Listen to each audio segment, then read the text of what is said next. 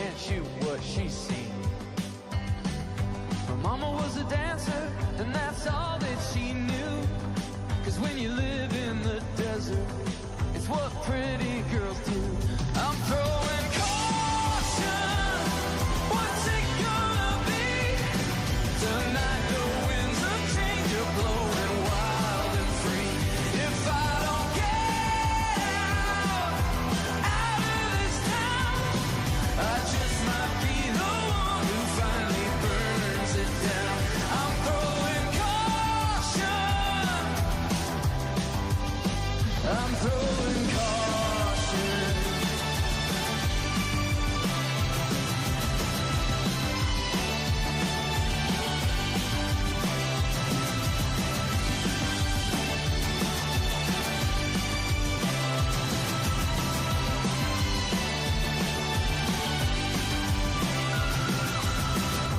Never had a diamond on the sole of her shoes. Just black top, white trash, straight out of the news. Doesn't like birthdays, they remind her of why. She can go straight from 0 to the 4th of July. I'm throwing caution. What's it gonna be? Tonight the winds of change are coming over me. If I don't get out of this town, I just might be the one who finally burns it down. I'm throwing caution. I'm throwing caution. I'm throwing caution. I'm throwing caution. 'Cause it's some kind of sin to live your whole life on a might have been. I'm running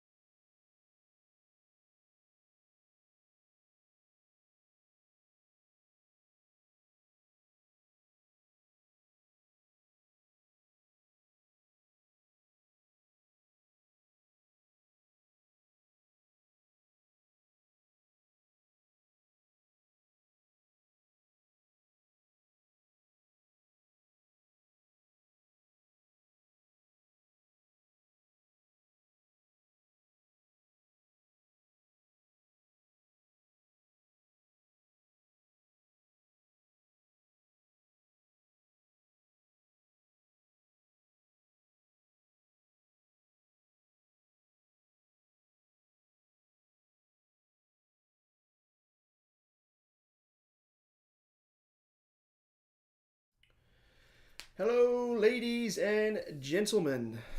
How are we on this fine Thursday evening?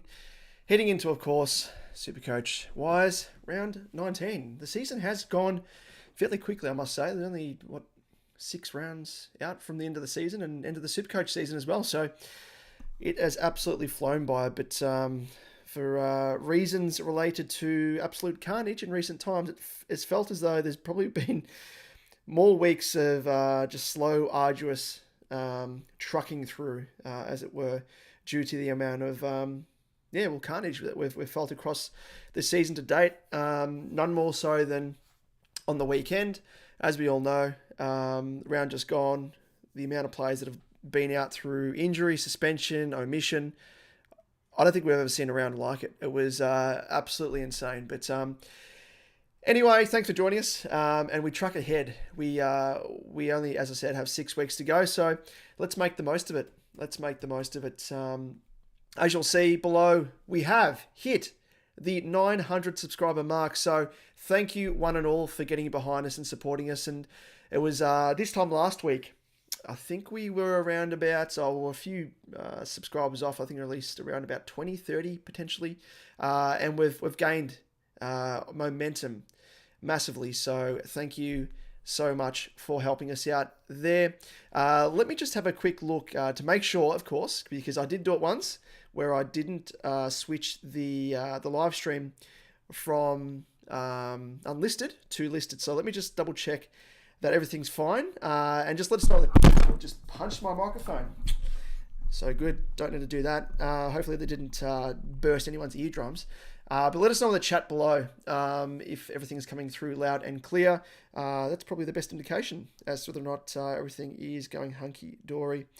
I'll have to switch up. It's not updating the chat again, the live chat below me. So I might have to just rejig that.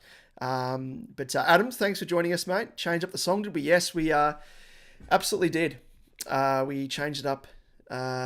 Just still in terms of the Killers. If you hadn't heard that song before, one of my favourites, Caution. Had to change it up from The Man, as much as I love that song, and it is, of course, our theme song. It is pretty much the staple of SuperCoach. Yeah, just thought I might change it up with another Killers classic. Empire, Time for More Carnage. No, hopefully not. We've seen that, and hopefully that's come and gone. But yes, there's a little bit of carnage in terms of Laird being out, of course, already announced. But hopefully there is none to come. Let's jump across. I'll go through my team, as you probably would have already seen in my Team Talk video. But let's jump across 2 teams and go through the old refresh to see if anything has come up. Here we go, ladies and gents. And let me just fix up this capture screen so we can see it a little bit better. There we go. Hopefully that works. Cool. Empire, all these things that I've done, the best Killer song, yeah, it's up there as well. It's probably in my top 5, I reckon. It is a classic. So let's just go through the teams. I haven't got that many people joining us tonight, unfortunately. Hopefully people will trickle through, but we'll see how we go. Might as well kick it off. There's no use waiting because you people have joined us. So let's give you guys and girls a bit of a treat by kicking things off. So, of course, no surprise here, the clash between Essendon and Western Bulldogs. In comes Andrew Phillips from suspension and Nick Cox. Out goes Jai Menzies, omitted. Nick Hind, who was the sub. And Wiedemann, finally been omitted. Any Don supporters tuning in, let us know your thoughts about that.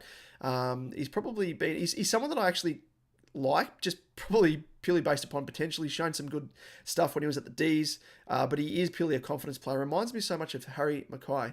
But yeah, he's had his time in the senior team, didn't deliver, so probably deserves his spot to be up for grabs. And Nick Cox comes in as that man. For the Dogs, Bailey Smith comes back into the side. Buku Kamas, he's been on the outer for, is this his first game for the season? But he comes in. Josh Bruce and Oscar Baker likewise as well. Bailey Williams goes out omitted. James O'Donnell injured. Lachlan McNeil illness. Riley Garcia and Sam Darcy injured. Again, poor bloke. Gets his first crack at it, and finally, he's lost his spot, the poor bloke, already through injury. Emper, this bloody chat is not updating. It's annoying the shit out of me. Hold on one sec, ladies and gents. I might just... And I think it's because I'm doing a dual monitor setup, and it's not liking it. Not liking it at all. Let me. Where is it? Here it is. Hopefully this refreshes things. We'll see how we go anyway. Yes, here we go. It has refreshed it, but it's made it tiny. It's made it tiny, man. What are you doing? There we go. There we go. That should fix it. 3, 2, 1. Bang. Bingo, bango. Live chat. Expand that out. Bring that back across. OBS, for as good as it is, can be super fiddly and rather annoying. So apologies for that. There we go. Empire finally dropped the key forward who never kicks goals in Wiedemann. Yeah, poor bloke. I don't know. I'm a fan of him. Like, I reckon he'll turn it around, really. But clean slate, you thought he would have. He started actually quite well in his first few games, but it was what it is. Hopefully he can make a bit of a fist of it in recent times to come. SuperCoach Pro, thanks for joining us, mate. Enjoy your content as well. Go and check out his channel as well if you haven't already. He says, Dunks and Decam back, laid out though. Yeah, it's a bit of a shame. And as you would have seen, Adam Nemeth or Nemeth, let me know if I'm pronouncing it incorrectly, Adam. I always say it's Nemeth, but if it's Nemeth, let me know. But he made a classic meme of the Rock. You probably know about it.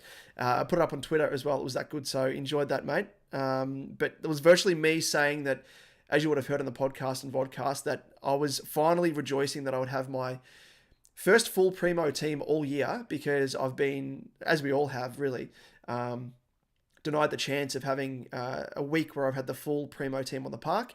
Was rejoicing with that, and the meme was literally me being the Rock, saying, yes, finally I'm going to have a full team, and then the girl in the back seat being like, no, Laird's out.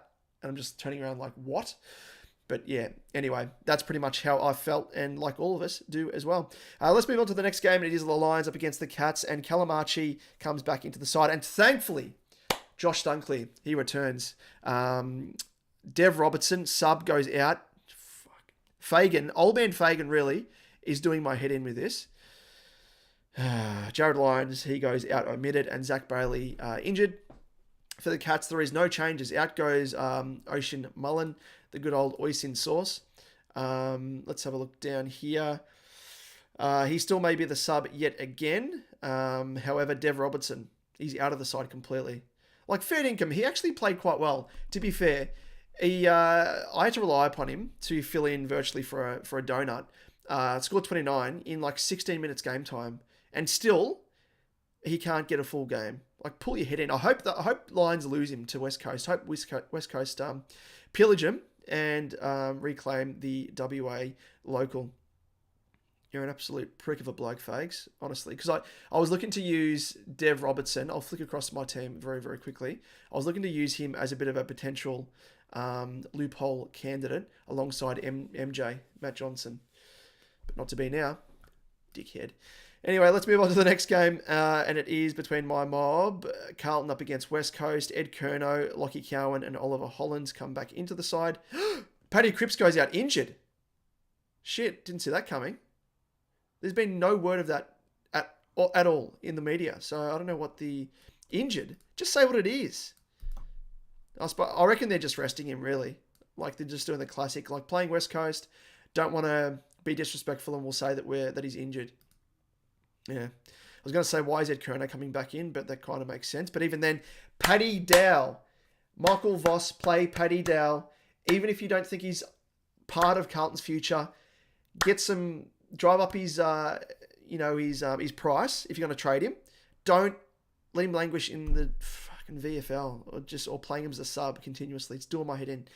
Jordan Boyd goes out suspended. Harry Mackay, obviously injured through that knee injury. Thankfully, he isn't an ACL, so bone bruising, they said, I think. So hopefully he comes back in the short term, much like the Riddler did for Essendon. He was miraculous. He came back into the side, didn't really go out, really, after sustaining the bone bruising. And Adam Chera goes out injured. No surprise there. Jack Petricelli comes back into the side. Jeremy McGovern goes out injured, and Ruben Jinby as well. Let's have a look here. Jackson Binns might actually get his debut, I reckon. Fair chance of that. Given the number of outs. Can't see Lewis Young coming back in. Who stayed up forward? Loss of a tall. Silvani. I can't see any of the two tall defenders coming back into the side. Don't need them. So I reckon Jackson Binns might get a debut, which would be cool to see. Or Josh Honey. But don't need another small forward, really. And where's our man? Ryan Marrick. Finally gets a crack in the starting 22 without having to be a late in. Thank the Lord. Let's hide that and go to the next game. Before we do that, let's have a look at the live chat. Where are we? Empire, Jasper Fletcher doing a mountain of work in my midfield lately. So I take it he's filling in for you for good old Lady. Classic, absolute classic, isn't it? Sorry, ladies and gents. Just before I do that, let me just I should have done this. A bit of promo on Twitter, just to make sure everything is hunky dory. There we go. Let's move on to the next game, and it is Freo up against Sydney. Caleb Sarong finally comes back in after suspension. I say finally because a lot of people would have been relying upon him last week just due to the carnage. Hayden Young comes back in likewise as well. Josh Corbett, didn't even know he was still playing. Is this his first game for Freo? I don't know. Obviously, former son. And Michael Frederick come in. Out goes Bailey Banfield, Brandon Walker, and James Aish, Nathan O'Driscoll, and Sean Darcy. So who are they playing in the ruck? Oh, Luke Jackson, full-time. Yowzers. For the Swans, Chad Warner comes back into the side from that calf tear. Interesting to see. Out goes his brother, omitted. So he's taking his spot. Bloody brother. Jake Lloyd comes back in after that concussion. Lewis Melican goes out injured, and Ryan Clark the sub.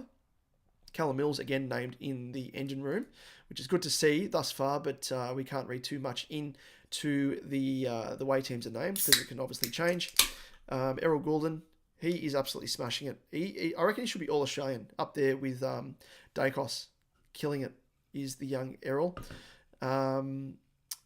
Jack Buller, for anyone that has him, he may be a sub, but maybe not. And I think Freo, they've got a debutant as well. Liam Reedy, I think it is, potentially. They've announced. It was one of those youngsters. I think it was, or was it Stanley? One of those two. Let's move on to the next game. It is the big clash between the two Magpies. Port Adelaide, traditionally the Magpies, of course, and Collingwood. And we have Charlie Dixon, Francis Evans, Jason Horn-Francis, Trent McKenzie, and Willie Rioli. Quite a few big ins there for Port. Out goes Darcy Byrne-Jones, injured. Dylan Williams omitted. Jackson Mead omitted. Jace Burgon omitted. Ollie Lord omitted. And Tom Jonas omitted. Now, let us know in the chat as well. What do you think of Tom Jonas? Like, is he one of the worst, like, I guess, guys that have been named captain across, like, recent times? Like, you just can't get... If you're not getting a game in the starting 22, like, what an absolute slap in the face. How can you be the captain and do your role on game day if you're not there on game day? It's really weird. But anyway, quite a few good ins there for Port, and they'll need it. And they've swung the axe, albeit to quite a few youngsters there. Outside of Tom Jonas and Byrne Jones, who is injured. For the Pies, Brody Mychek and Darcy Cameron, thankfully, comes back in. Much needed. Out goes Ash Johnson, omitted. Billy Frampton, omitted. And Oleg Markov, omitted. Finlay McRae, interestingly enough, is named as an emergency. I wonder if he's going to be given the sub now. There's been a little bit made in the news about him potentially looking elsewhere in the trade period. I wouldn't mind him at Carlton, but probably wouldn't need him. Would again probably be more depth, but he could be a bit of a juicy starting 2024 pick, which of course Liam and I will be going through towards the back end of the season in the later episodes to round out the year, just sort of projecting ahead. And let's move on to Richmond and Hawthorn. Ryan Mansell comes into the side for Richmond. Out goes Hugo Ralph-Smith and Morris Rioli. No surprise there. You would have seen, of course, the vision of was it him? Yeah, it was. It was Morris Rioli, and he refused to talk to the coach on the phone after being subbed. Like, what a petulant, like, immature footballer to do that. So we probably won't even see him at senior level. If I was McQualter, I'd be doing the same thing, swinging the axe and making an example. Like, what disrespect? Who does he think he is? Absolute dick. Anyway, For Hawthorn, Seamus Mitchell. See, it's funny that all my depth players are coming back this round when I actually needed them last round, but beggars can't be choosers, really. But just good to have him back because I'll probably look to loop him, either him or Marek. Probably him. And then, if need be, I could swing Roberts into the forward line with Dunkley and then play Dunkley in place of Laird. Sicily, hopefully he can have a bounce back game. He is someone I obviously brought in last week. It's a bit of point of difference. I think now he's owned by, I think it was 30% of the top 100, and it might have been 30% of the top 1,000 as well. So a few people actually brought him back in to their sides. I brought him into their sides for the first time. He's in 50% of teams now, so 15% of teams. So still a relative pod when we're talking out and out Uber Primos. That is pretty much that for both of those teams. Sam Banks keeps his spot as that youngster, if anyone that brought him in as a bit of depth cover off the bench. Now to the Sunday games, of course, and we have... actually, let's just have a look through the chat again. SuperCoach Pro, thanks for the shout out. Also looping, no problems, man. I got to shout out other contributors and content creators for SuperCoach. Absolutely, goes without saying. Got to spread the love. You said also looping Chincotta, Johnson or Marek, all via DPP for Laird. Yeah, I'm similar, mate, with Johnson and potentially Seamus, as I just said. And Chincotta as well, I could potentially do as well. Although we play the second game on Saturday. So would that work with me? Yes. Thankfully, Gold Coast, in terms of Constable, is that loop option. They play on Sunday. So I could potentially do likewise. And then, actually, no, I couldn't.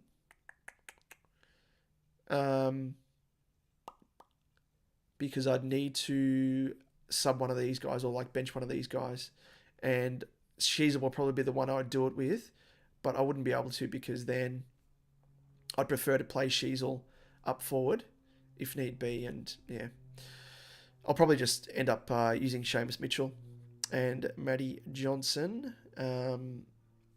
Yeah, that's pretty much how I sit. Adam,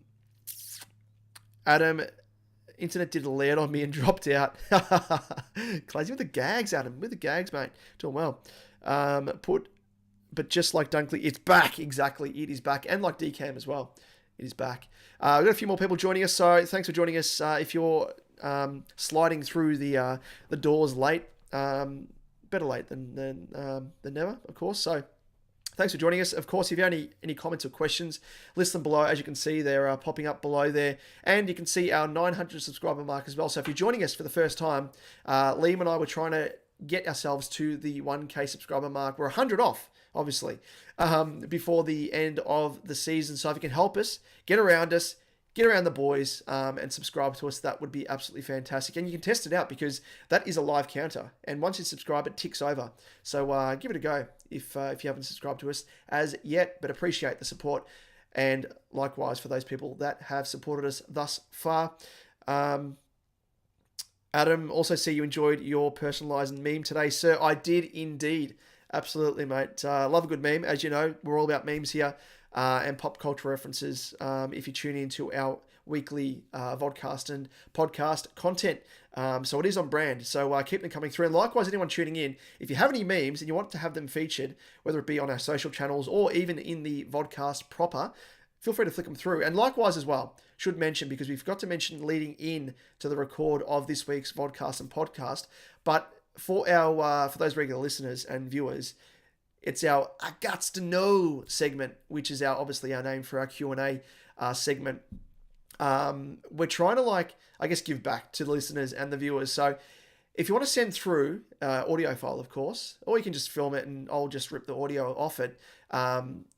Record yourself saying I Gots to Know, and we'll play your little snippet as the intro sound up or sound bite, and we'll whack that in the weekly podcast and vodcast of the week. So feel free to do that. Flick it through to us on Facebook or Twitter. And I think you're probably easier on Facebook. I don't know if you can send audio and visual files through DMs on Twitter. So do it on Facebook. and we'll work it into the show. Kevin, 900. Well done, boys. Thank you so much, Kev. And it's all thanks to yourself, along with all the other fine listeners and viewers that tune in from week to week. So really do appreciate it. Liam, as you can see here, he's failed to join us, but I think he actually might have sent through a Facebook Messenger chat. Did he? No. But I think it's a little bit hard now at the moment as well, because I think he's actually driving home from his new workplace. So, and it's obviously a new job, so he can't be just out the door at 5 on the dot, putting in some extra hard yards, is Liam. So, that's fine. Hopefully he can join us for one of the upcoming live streams. But let's continue on, because we're here, of course, to go through the teams with the first Sunday game, and it is GWS up against Gold Coast. And for the Giants, we have Finn Callaghan, Matt Flynn. Again, he's been named as on the extended interchange bench for so many weeks now, just putting the heebie-jeebies up the owners of Kieran Briggs. But he's never going to get a game, really, because Briggs is absolutely killing it. Nick Haynes also comes back into the side. Extended interchange, as I said, as well, being the first Sunday game. I don't think Flynn's going to get a spot at all. Don't need to. I mean, you could probably double team up against Wits, but do you really need to? Back in Briggs, the good old Briglet. For the Gold Coast Suns, we have Chris Burgess coming in, James Sitsas, Jai Farah, and Malcolm Rosas. Out goes Braden Fiorini as the sub. On the bench, Bally Humphrey. Let us know, does anyone actually still own Bally Humphrey? I imagine a lot of people would have already traded him out, and rightfully so as well. That is pretty much that. Let's go back to the next game, and it is Melbourne up against Adelaide. We have Adam Tomlinson coming into the side. A little bit made in the media about him today. Potentially looking for another club just because he can't get a go. I still think he's a pretty serviceable player. So interesting to see what happens there. Bailey Laurie comes in. Brodie Grundy. Be interesting to see if he actually plays. I think they're just doing him a little bit of lip service there. Being like, hey, Broads, you're on the cusp, mate. You may get a go, you may not. But he obviously didn't play in the VFL on the weekend because Casey had the bye. Melbourne's reserves. Kay Chandler, obviously named in as well, and Michael Hibbard. Out goes Charlie Spargo, admitted, and Harrison Petty injured. So maybe there is a spot there for Adam Tomlinson, which, yes, he's been named centre-half back, so there we go. For the Crows, Braden Cook, Himmelberg, Schoenberg, Haitley, who's been on the outer for quite a while now after crossing from the Giants.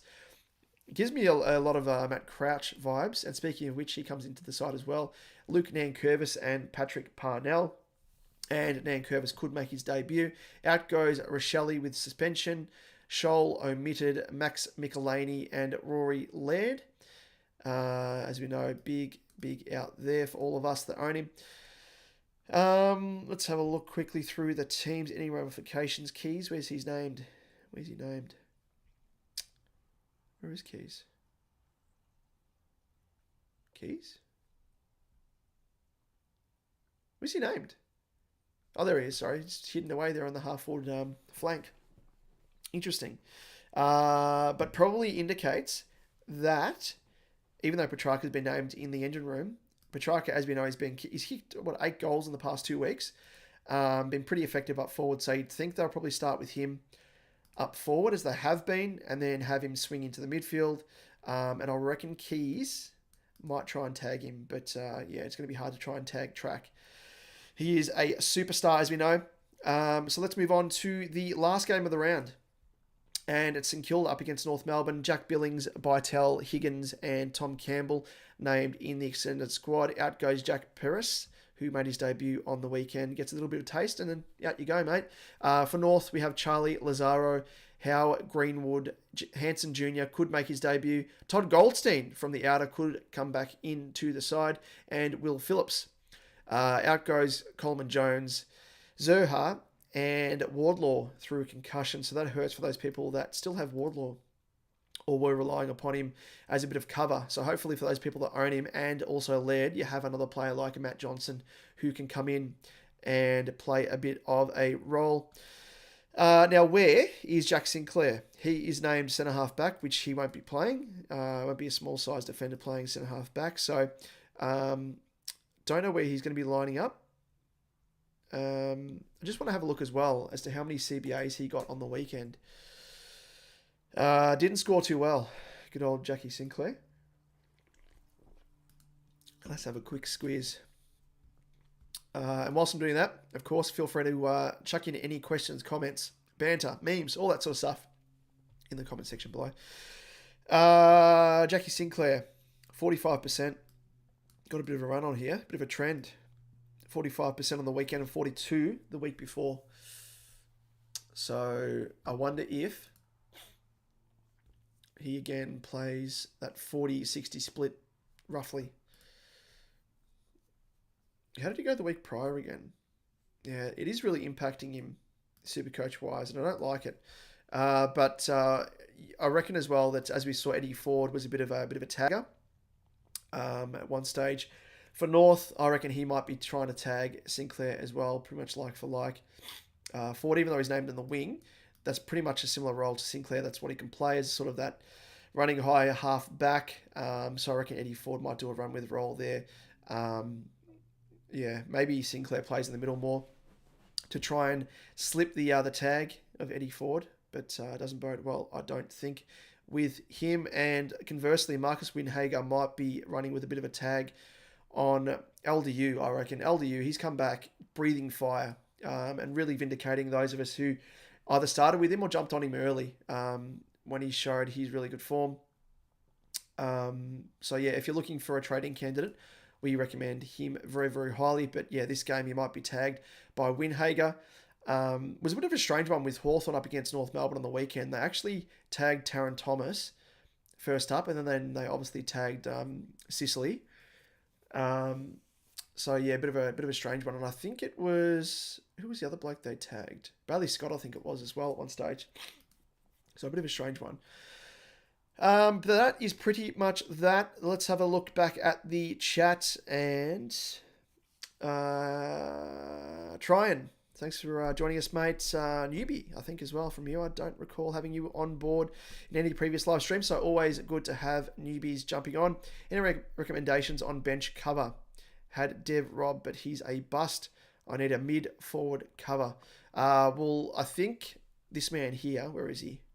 Cooper Harvey, probably speaks for itself. He's bottom price relatively. Obviously, Boomer Harvey's son. You'd think he's going to be getting games week in, week out for the remainder of the season. So I think job security-wise, he should provide as a little bit of nice cover if need be. But let us know how much you have in terms of cash to work with as well, Tryon, because that'll probably dictate it. If you have a bit more cash, I do recommend this man up here who plays for my side. Tune into our podcast and vodcast and check out the trade segment. You can just click on the description on YouTube and click on the time code. It'll flick to it. But in our discussion point on George Hewitt, he's now pretty much taken the spot of Matt Kennedy. And I can say firsthand that even though I was at the game live on the weekend against Port, and I reckon he played a lot of time sort of swinging off the bench, even though his game time sort of reflected that he was playing a full game. I think he scored just a touch under 80. He's sort of that player. Will have job security week in, week out. So you could even play him as a bit of a loophole option off the bench as sort of the M9 option. But yeah, we'll score, I reckon, upwards. I reckon minimum of around about 80 from week to week. And now with Paddy Cripps being out of the side as well, I think there's potential there for more slices of the pie to go around. And Georgie Hewitt against West Coast might have a day out. So if you've got a bit more cash to play with, and he is the juicy price, which is probably going to be the lowest you'll get him because his break-even is 53. Price of 259.8. And he's actually been scoring quite well. Discount the previous 4 games. And yeah, he's where he scored 17, 19, 22, and 39. Every other game he scored 85, 88, 124, 93, 88, 89, and a couple of games mid-60s. You can't go much wrong, more wrong than him. So I'd be looking at him very, very closely if you're looking at some cover. I'll leave my team up on screen there so you can check it out. Any questions you may have in terms of strategies. I'll go through VC and C options also as sort of the viewership starts to grow, as it is now ticking over. So thanks for joining us if you are jumping in late. Global, g'day there, champion. G'day there, mate. G'day there, Global. Thanks for joining us. Good to have you on board, as always. Adam, please back in the Briglet or I'm screwed. Yeah, no, I think you'll be fine, mate. I think the Briglet will keep his spot and be rucking one out. Empire, Liam a real chance of missing finals in the Cash League. He is indeed. Has Brett this week and yourself next week. If he loses both of those, he could miss out. Yeah, let's have a look at the Cash League. For those tuning in and have no idea what the Cash League is, it is the official SuperCoach Edge Patreon Cash League, which people get by subscribing to our Patreon and supporting us. So you get access to this, and it is obviously a Cash League. So, and I have discussed with Liam as well, because I am conscious that I am top of the table, and I don't want to be taking any money outright. So we do have a little bit of a prize in store, and we'll spread the love. So if I do end up winning the Cash League, it's going to benefit every single one of those people in the Cash League, because I'd love to give back to those people that have supported us across the course of the year. But if Sharpshooters, if yourself, Maddie, or Scott Arthur, any of these guys win, apart from Liam, of course, they will get the outright Cash League prize. But yes, a little bit of a spoiler alert. If I end up winning, there's a treat for all. But so pretty much, if you don't win, or if I'm in the grand final, come up against one of you guys, you should be supporting me, because we've got a little bit of a prize in store for every single one of you. But you're totally right there, Emper. Liam has to get a run on. If he doesn't win this weekend, he's going to be very much up against it, because he's pretty much relying upon Scott Arthur and Wade losing this week as well. If both of those guys win, I think they're not playing each other, so that's all right. But if both of those guys win and he loses, he's pretty much out of contention. He will be, actually.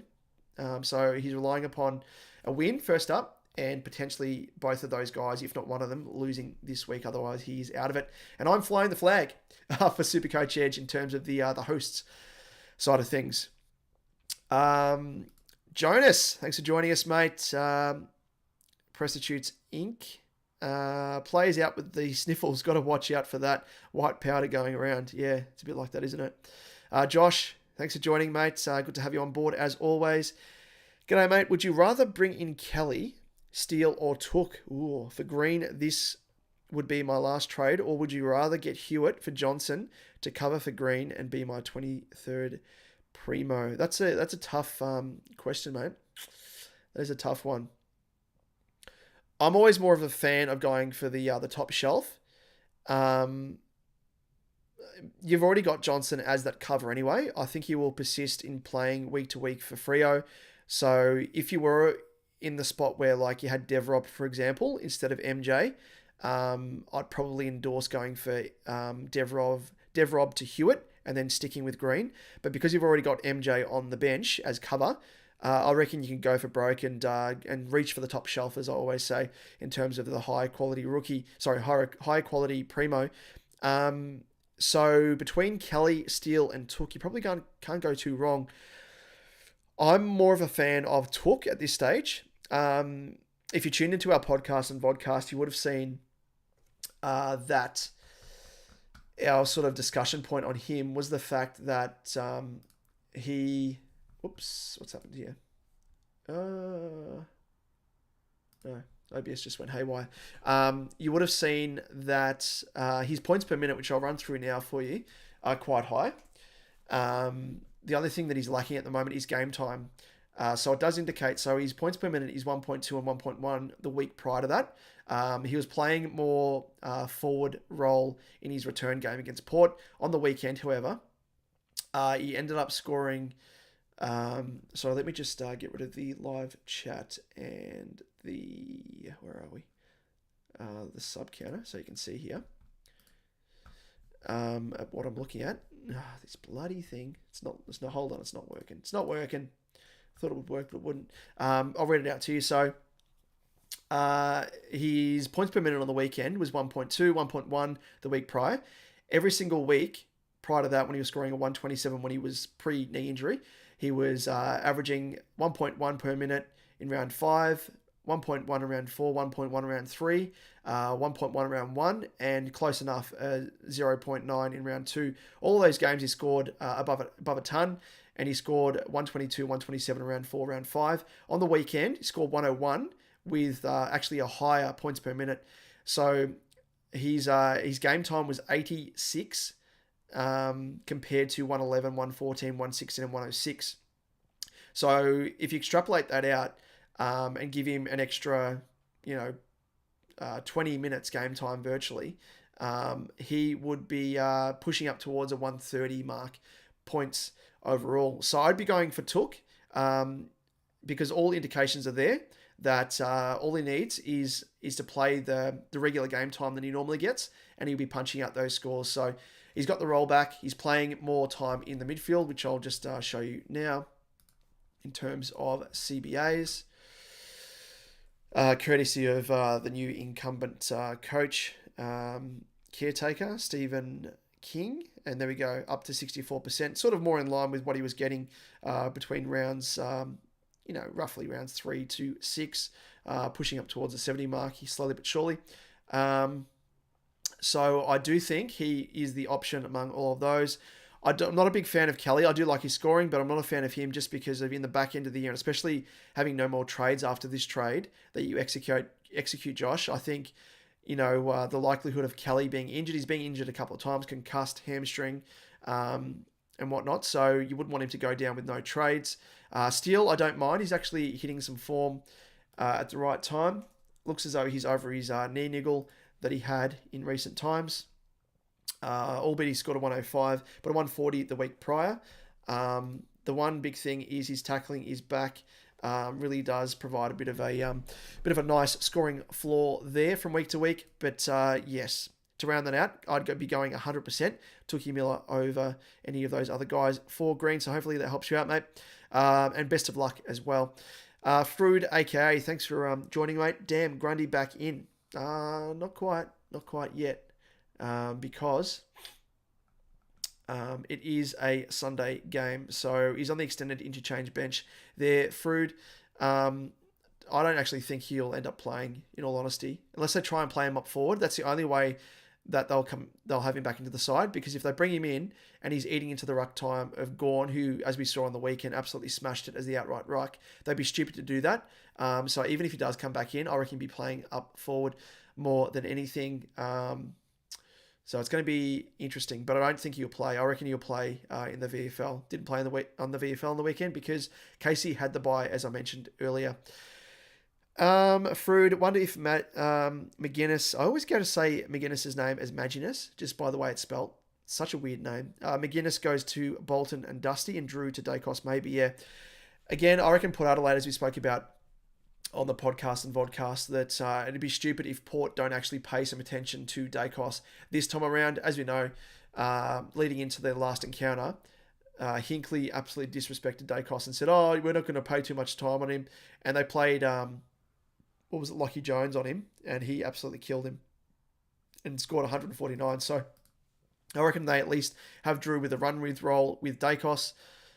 I do rate Drew as a bit of a run-with player, but even then I reckon Dacos could absolutely burn him off as the game goes on. And he's still outright my, which I'll get into in a moment. He's actually my outright captain, as you can see there. Captaincy option outside of English as my top VC option. Who else do we have there? Track name follower instead of half forward. Yeah, I reckon he'll start half forward personally, with stints in the middle. Majinfu, one trade left, trade Green to Miller. I've just answered that question actually for you when I was chatting about the same question. It was a very similar question from Josh. So yeah, I'd be going for Miller, absolutely 100% for Green. Or you've said all hold and field Hewitt and Wagner. Is that Elijah Hewitt or is that Georgie Boy Hewitt? It's good that you've got depth there, actually, Majinfu. But yeah, I'd probably bite the bullet and go, personally anyway, just because you've got Hewitt and Wagner as a little bit of Elijah. Okay. Well, Elijah Hewitt should play the rest of the year anyway, so I think he should be totally fine there. Wagner, has he kept his spot? He must have. I absolutely missed that. Apologies. Yes, he has kept his spot. But yeah, you could alternatively wait. But yeah, you'd have to obviously field Hewitt or Wagner. So yeah, I'd be going for Miller. Just give you more points on field. I reckon he could actually go bananas this week with some extra game time. His game time should go up, as I mentioned before.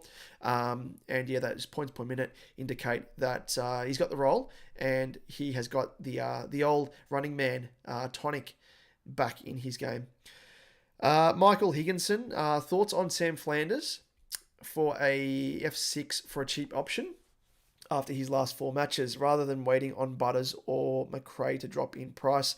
Yeah, I'm not so much a fan of McRae anyway, just because of his lack of role in the midfield for the Bulldogs. He's just been absolutely bevoed.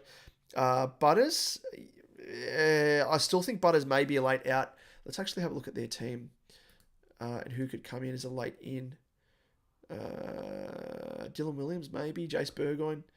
Maybe he will play.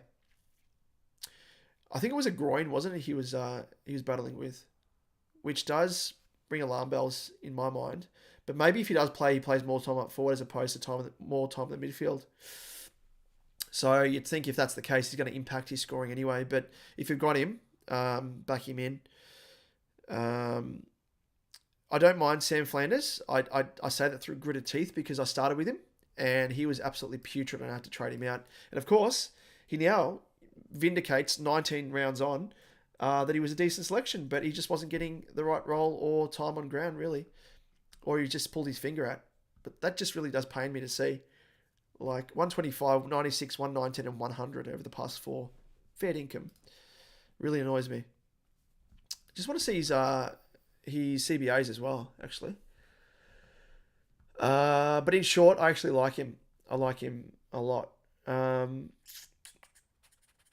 Flanders, yeah. See, traditionally he was playing like a high half forward or a wing role, so he wasn't getting any time in the midfield. So he's probably been the one beneficiary to Stewie Jew getting the arse. Yeah, and that correlates with his past 4 weeks where he's been scoring well. He's getting CBAs. So yeah, I actually don't mind him as an option there, Michael. Michael, are you the Michael from New York or the US? Thanks for tuning in as always, mate. Let us know what the local time is there as well. Interested to know. I'm actually heading to the US with the good old wifey in October for our honeymoon. Finally, even though we're coming up to our 12-month, 1 year wedding anniversary, so finally coming around. But saving furiously to try and go to the US. What was I looking for here? What was I going to look at? Got sidetracked. But yeah, anyway, Flanders, I'm a big fan of him. So to answer that question, depends how many trades you have left, Michael. But yeah, if you have some trades up your sleeve, and who would be coming in, who would be traded out in place of Sam Flanders, let us know about that as well, because that kind of dictates things as well. But yeah, I don't mind him. Could be a decent pod as well. Jonas, Green 73 and 77 in his last 4 games and now up for 3 weeks. Keep dreaming, mate. I assume you're talking about in reference to holding Green. Yeah, I probably wouldn't be relying upon Green, really. He has dropped off. It's been reminiscent of last year where he fell away in his scoring. Started like a house on fire and then fell away. So very, very similar to last year. Which is strange because he's more fit this year, but with a hammy, who knows? Maybe that's an indication. Bogues X, thanks for joining us, mate. No worries, Majin Fu. Pleasure, mate. Bogues X, thanks for joining us, and thank you for the congratulations for the 900. So for those people who have joined late, if you can help us in our pursuit, we're at the 900 subscriber mark, as you can see below there. We're 100, obviously, off the 1K subscriber mark. When we do hit it, we're going to be doing a giveaway, and hopefully we can do it before the end of the season, so we can do it because it does activate monetization. It means that we can start operating some more cash leagues next year in 2024. We can do some more giveaways. We can do some merch designs and whatnot as well as part of our giveaways potentially as well. So hopefully you can get behind us and help us with regards to that. And it does mean that it ticks over. That's actually a live counter, so give it a go if you haven't subscribed already. It'll tick over from 901 from 900 to 901. I can't bloody count. But yes, thank you, Bogues. Frood, aka or Frood Acker, got to pick one ruck for Draft League finals. And plotting on finals and round 24. Thoughts on O'Brien versus the Weagles or Nank versus Port? Well, the way to look at that is to look at the old DVP, defense v position. Manjafu, KFC for 1 year giveaway. As in providing KFC to someone for 1 year. That'd cost us a fair bit of money. I don't think monetization from YouTube would cover that, unfortunately. But no, we will be doing a bit of a giveaway. We could do a KFC voucher if you really do prefer, but we've got something bigger and better than that, I think. Let's have a look at that DVP matchup just for you, Frood. So you've said O'Brien, so Adelaide up against West Coast. So West Coast are actually still conceding quite a few points in the ruck, even though Bradley Williams, I think is his name, he is still actually scoring quite well outright, but he's actually giving away points to opposition ruck, so I don't mind that. And Nank v Port.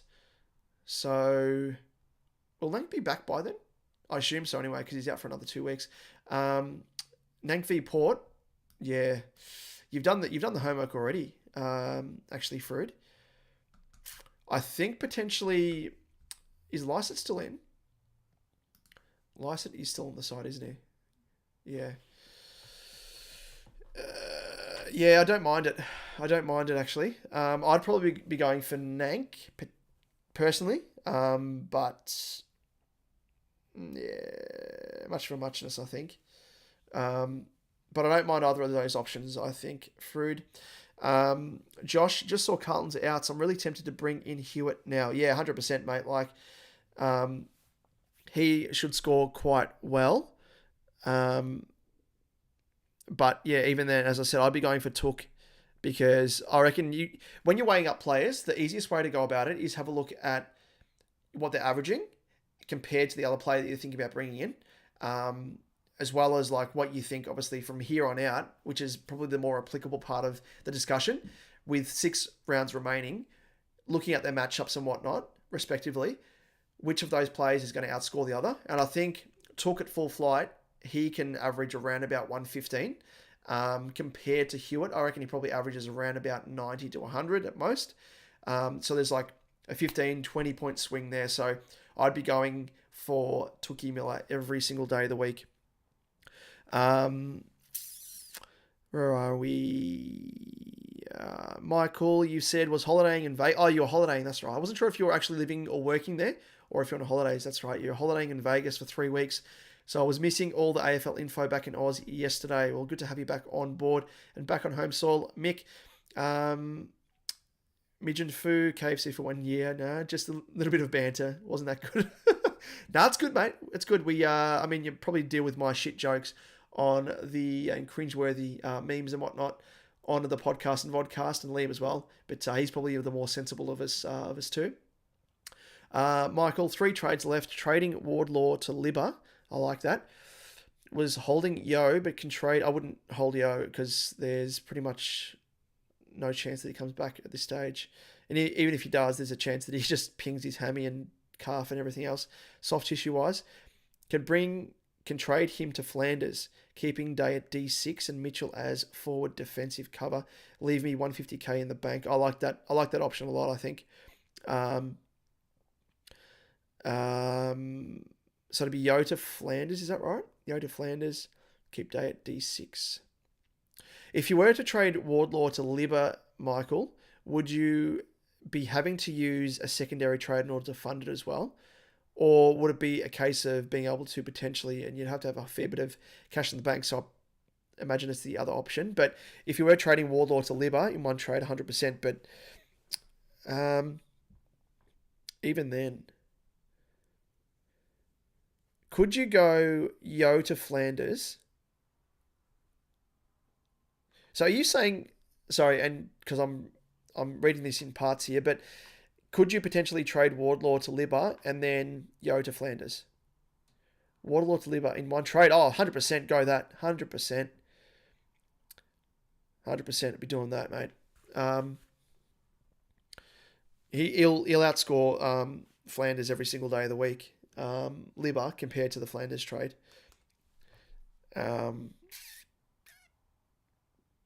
Yeah. Alrighty, so let's just jump across to my team, and feel free to keep flicking through those questions, comments, everything else as well.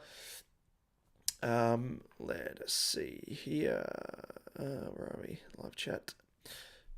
Okay, so this is my team, as you would have seen in my Team Talk video. We'll go through this very, very quickly. Actually, we've got a few people sending through questions and comments as well. We'll address those first up. Corey Blackledge, thanks for joining us, mate. And appreciated your help last week during the carnage, mate. I've got a few more people joining us now. We've got Lordy as well. Good to see. And Frood. So, Corey, you've said, glad for the English VC last week. I scored 2.564, a top 222 score for the round, and went up to 6.2k up 3.6k for the round. So, yes, as you would have heard, I was a big fan of English last week, and glad to see you benefited as well, Corey. This week, that probably is a nice little segue as well, because we've got enough people late in the piece joining us now to go through the top VC and C options. If you tuned into our podcast and vodcast, Liam and I, as you would have seen, already went through our top VC and C options game by game. But outright, for me, is Tim English this weekend, even though Phillips is coming back into the side to man the number one ruck mantle at the Dons. And has been quite stingy historically. I think, regardless, English will absolutely have a field day around the ground. I can tell you firsthand, with Phillips being a former Blue, that what he lacks around the ground, he kind of makes up for in the ruck. So I think that ruck battle should be pretty much even, but around the ground is where he actually struggles endurance-wise. He's very much like an old-school traditional ruckman, whereas English is like the new age ruckman, like a Maxi Gawn, like a Brodie Grundy, and he's virtually like an extra midfielder. So I think he will absolutely wipe the floor with Phillips around the ground, but in the ruck, he won't have much of an advantage there, like he did on the weekend up against two-bit ruckman for the Swans, where he scored that 173. I think he will actually score around about similar to what he has been scoring in previous weeks, around about that 130 mark, which I'd be happily enough to take. So he is my first up VC option. I also like, especially for those people obviously that don't own English, I do like Bont. Against the Dons, has scored 105, 123 and 115 in his past three against them, but more to that point, he actually hasn't scored below a ton since round 3. So every single week, he's actually scored over at 110. So I do like that high floor that he does have. So he could score quite well against them. He's my sort of backup top VC option if you don't own English. Nicky Dacos, as you can see there, I've put the C on him at the moment. Let me just have a swig of water. Bit of a dry cotton mouth. Me, myself, and Irene, Jim Carrey style. But yeah, he is my top C option. Good old little Nicky. I think he'll wipe the floor with Port, even if they do put Drew on him. As you can see, he's scoring. He just pigs it up, really, end of the day. Even if he does have a slow start, I've noticed, he just works his way into the game and is able to find, just possession of the footy, no matter where he's playing. And since round 11, he scored 121 to over 121 to 3, 4, 5, 6 times. 6 of the past 7 games. Rounded up close enough to 120. And he's gone large over his past 3 as well, 130 plus. So I'm going to back him in for the C. Outside of those 3 players there in English, Bont and Dakes, I would be very, very tempted to go with Sicily up against the Tigs. He has scored well against them historically, 128, 141 and 118. Traditionally, Richmond don't really tag. It is a new age Richmond, though, with McQualter at the helm compared to Dimmer, so maybe it changes up. But I don't know who they'd have as a run-with player. So, yeah, I reckon he might actually score quite well. And against Richmond as well, they give up a little bit of a positive designation in the past 5, their last 10 games. They give up, a little bit of a positive correlation there. So nothing really to write home about. But I think regardless, you'd back in Sicily to bounce back. And I'm crossing my fingers that that's the case, as well as a second-time owner as well that forked out 100k on Green's Head to bring in Sicily. So I'm hoping for the best there. Jonas, you've said the Golden Shower, VC or backup captain. I do like the Golden Shower. He is in some ripping form. I do wonder though if maybe they try and play a James Aish through him as a bit of a cooler, as they call him, just to really put a bit of time and effort into stopping him. But yeah, as you can see there, since round 14, he's had 5 games in a row where he's got 110 plus, and 3 of those 5 games he scored 124 upwards, and large games, as you can see as well. Want to see as well, just in terms of matchup wise, what sort of points they concede, Freo, to opposition mids. Not too bad. Last 5, is there a bit of a high correlation? Yeah, slightly. So yeah, don't mind it at all there. If he plays up on the wing, which we don't really want him to, but there's a positive correlation there as well. Dawson or Petrarca, C, Imagine Fu.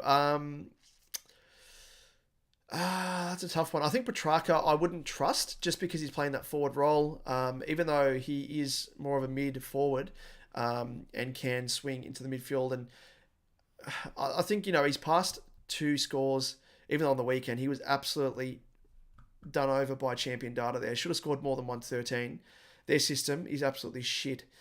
He should have scored 125 at the minimum, being as the highest goal scorer for Melbourne in a 1-point win as well. Ridiculous. But even the week prior where he kicked the 4 goals, he only scored 120. But having said that, he was able to get 20 possessions in that game against St Kilda and then another 26 on the weekend against the Lions. So he's still able to rack up those possession numbers even as a sort of a hybrid forward midfielder. So yeah, maybe, but even then I think his scoring is capped just because of that forward role. So I would be going for Dawson of the 2 personally. He started to get some good scoring behind him as well. 3 of his past 4 games he scored 125 plus. 149 big game against Collingwood, 127 against Essendon, and a 126 on the weekend against the Giants. Plays the D's, who traditionally, he's not playing defence anymore, but they have been giving up. Yeah, they've actually not as bad as what they were, but they're giving up some points to opposition mids. So yeah, maybe a bit of a positive correlation there as well. But yeah, I reckon Dawson of those 2 guys.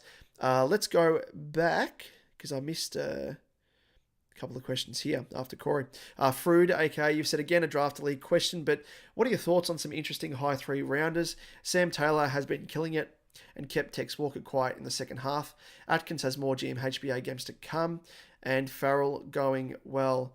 Yeah, they're outside players, mate. Not too really familiar with them, but yeah, I'd just be going back to the go to DFS, check out the DVP defense V position, and just check out the matchups. But that's probably more applicable for the draft leagues. Sam Taylor, who's he playing this week? So he's playing the Gold Coast, and not much of a positive correlation there for defenders. Atkins, he is playing obviously GWS. Yeah, there's a positive correlation there with defenders. And then Farrell for Port, who are playing Collingwood. And there's not much of a correlation there. So, yeah, I don't know. It's a tough one, mate. It's a tough one. Probably of those 3, maybe Atkins, especially now with Weller being out of the team for Gold Coast. There might be more scope for him to, rack up the pill. Lordy, I know, mate. I'm an idiot. Should have traded Clary last week, but got to do it this week. Oh, mate. I'm thinking that's all right. Better late than never. I think I'm doing Clary to Libba like that. Green to Petrarca. 2 trades left after this. Ripping trades, mate. Ripping trades. Petrarca. The other thing with him, like if I had the choice to bring him in now, I brought him in a few weeks ago, obviously in my team. But if I had the choice to bring him in now, I'd probably, even though he's still scoring well, I'd probably opt elsewhere. For 639.6, around about that range, and it depends who you've already got in your team, obviously, as well. But if you filter this by mids and go by average, because it's the average that counts from here on out, 3-round average, you've probably got all these top guys anyway. Yeah, maybe Petrarca's the best of the lot. I don't mind LDU as well. He's another smoky. He's only in 6.8% of teams, whereas compared to Track, I guess the 28.2%, he is a bit higher owned premo-wise. So if he does have a downer, at least you know that it affects almost a third of the competition. So there's a little bit of a fail-safe there with Track compared to LDU, where it's more of a risk. If he does get injured, if he has a downer, may get tagged by Winhager this weekend. But I'm a big fan of him, and likewise as well, Darcy Parish. As you know, he can score so well because his scoring rate is always through the roof there. 1.1, 1.3, 1.3. So I do like Parish as well as another option. So those are 2 other options to think about. Libba I do like as well, as you've said, is a bit of a trade-in. Yeah, I wouldn't be looking anywhere else. Sarong is okay, but for Freo, yeah. He's very, very much up and down. He's kind of turned into like a Brayshaw 2.0 at the moment. But yeah, Petrarca, I think, yeah, he'll probably reclaim his... how long is Fritsch out of the side for? I should check that out as well. Hopefully he comes back in sooner than rather than later.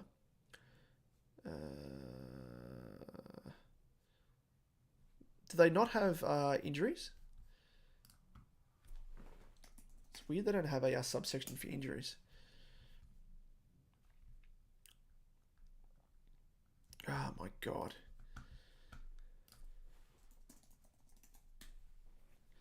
Fair income, the AFL website. They gotta get the shit together. So looking for Fritsch. Let's just do a search here. 5 to 6 weeks. Doesn't bode well. Probably indicates that this role is going to persist for right up until the end of the SuperCoach season for Track. I'll probably put him on level pegging off the back of that, I reckon. With the likes of Parish and LDU. But yeah, it's up to you, mate. I think it's a good, as I said, like at least it's offset by the fact that Track is owned by almost a third of the competition, so it's not too bad there. Jonas Goat, Goulden Shower, yep, I mentioned that. Don't mind that as a VC option. There is the slight tag risk. Corey, I'm looking at VC Houston into Dawson and also like English into Goulden with no Aish in the team. Actually, did I miss that? Apologies if I did. Aish out of the team. What have we done here?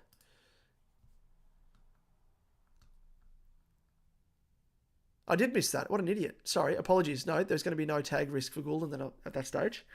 So I retract that comment. And yes, I do say that Goulden is a definite VC option, or even you could do a C, but he's got an early enough game anyway. So yeah, you can put the VC on him. VC Houston is in really good form. Killed it. I don't think he had an opponent on the weekend. Watching firsthand, he was behind the ball, and I couldn't spot a Carlton opponent on him at all. But VC Houston into Dawson, I don't mind, and yes, English into Goulden as well.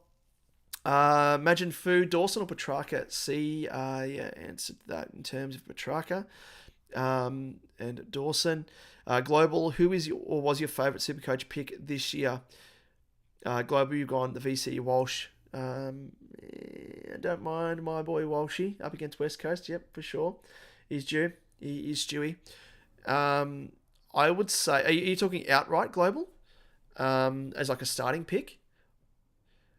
I assume it is the case. And if that is the case, I would say, who did I start with? I can't even remember who I started with. Bont I started with. Laird I started with. Doherty I started with, traded him out, brought him back in. Marshall I started with. Dunks I started with. Probably Goulden, I reckon. Even though I reckon a lot of people would have already started him. Just the fact that there were still those question marks over him was still pretty good. Who else is there? I think that's pretty much it. Sheasel.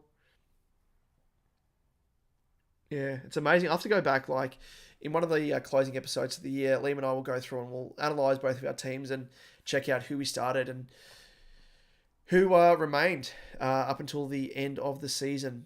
But I think, in terms of these guys in my team, Thomas Stewart, did I start with him?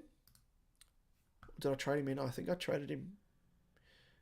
Yeah, no, I traded him in after he injured himself. That's right. Dawson, I traded in. Sheasel. There aren't actually many guys that I started that are still remaining in my team. Apart from Bont, not Zeret, not Track, not Neil, Laird, as I said. There's probably like 2 of those guys I started. Doherty, I guess, counts. Yeah. Interesting. It's very, very interesting. But I'd probably say, yeah, just to be vanilla, Goulden. He's probably the one guy that persisted with and, yeah, had a couple of question marks over him leading to the year. But, yeah. And backing in Bont, I think this is the first season that I started him for, I reckon, about 3, since 2019 it would have been, potentially, or 2018. So it's been a while between drinks. But, yeah, he's been shitting my side every time I selected him. But, yeah, good to have him in my side from the get-go. Jonas, you've said Bont into Goulden or Goulden Shower into Dawson's Creek. I'd be going, personally, Bont into Goulden. Or could you go Bont into Dawson's Creek? Maybe. But yeah, I'd go, in that case, Bont into Goulden. Make sure I haven't... have I skipped a question there? No, I haven't. Global starting or a player that you brought in? Okay, yeah. So those are my starting. Like, the starting pick, either Goulden or Bont, but everyone's virtually got them. Actually, what was Bont's ownership to start the year? 36.3, yeah. And it's now 55.4. Goulden would have been around about the same mark, I reckon. He was actually more owned, 40%. I can't believe people were trading him out after his one down game in round 6 where he scored a 47. His ownership dropped to 40%, from 43% down to 40%, and now it's a season high 53.9%. Of those people I traded in, I'd need to go through my trade insights. It probably comes down to timing as well. Probably Nicky Dacos, I reckon. He killed it after I brought him into my side and has been the most consistent. Tom Stewart's been really good value as well. Brought him in at 572 and he's been punching out some decent scores, as we know. Zeret was really good as well. I benefited from him pretty much from the get-go.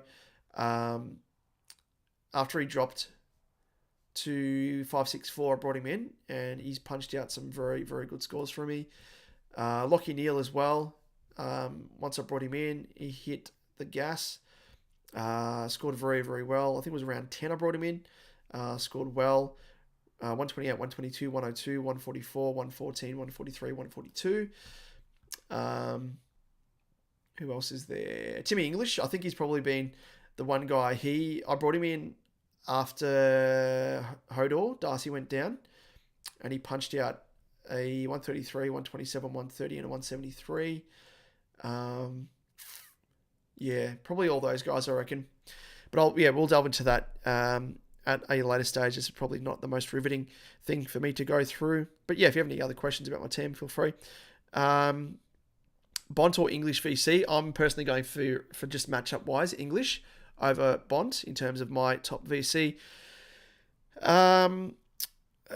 Imagine Fu. I know Taranto isn't dangerous with his disposal, no, but we 100% sure. Are we 100% sure Guinness doesn't go to him?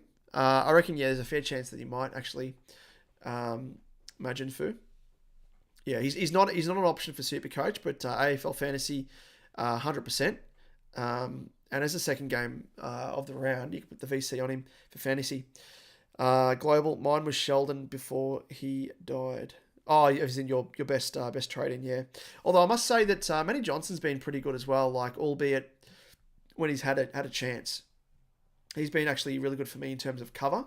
I've benefited 72, 96, 99, a 70, and a 74 on the weekend when he has played. So, excuse me, I need some bloody get some of this into you. Get some Wilmot into you. Who else is there? Yeah. Lordy, you said Bont into Dunkley. Yep. Don't mind that. Don't mind it.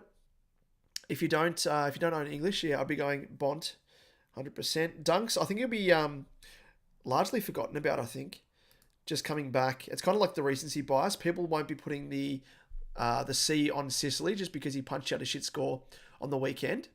So it's almost that psychological side of SuperCoach as well to keep in mind. And likewise with Dunkley, first game back, I think some people might be hesitant to put the VC or the C on him. Where is it at? It's at the Gabba. He's been punching out some pretty good scores at the Gabba. 117, 84, 109, 103, 153, 137, and a 107. So a bit of a mixed bag there.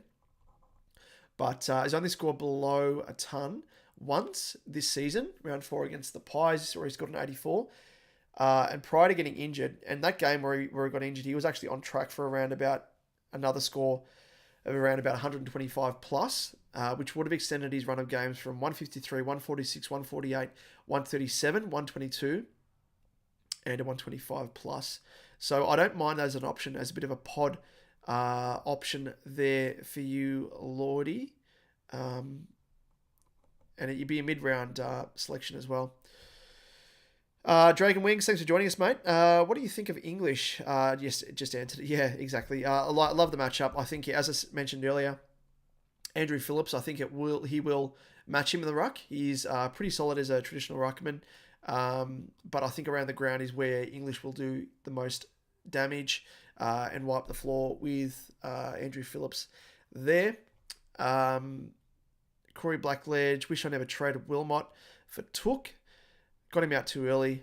And same with Ashcroft to Walsh. Yeah, it's always hard, mate. Like I got rid of Wilmot back. I'll show you my trade history here actually, so you can see. I'll have to rejig a few things around so I can see it. Just bear with me here. I need to adjust the display capture window.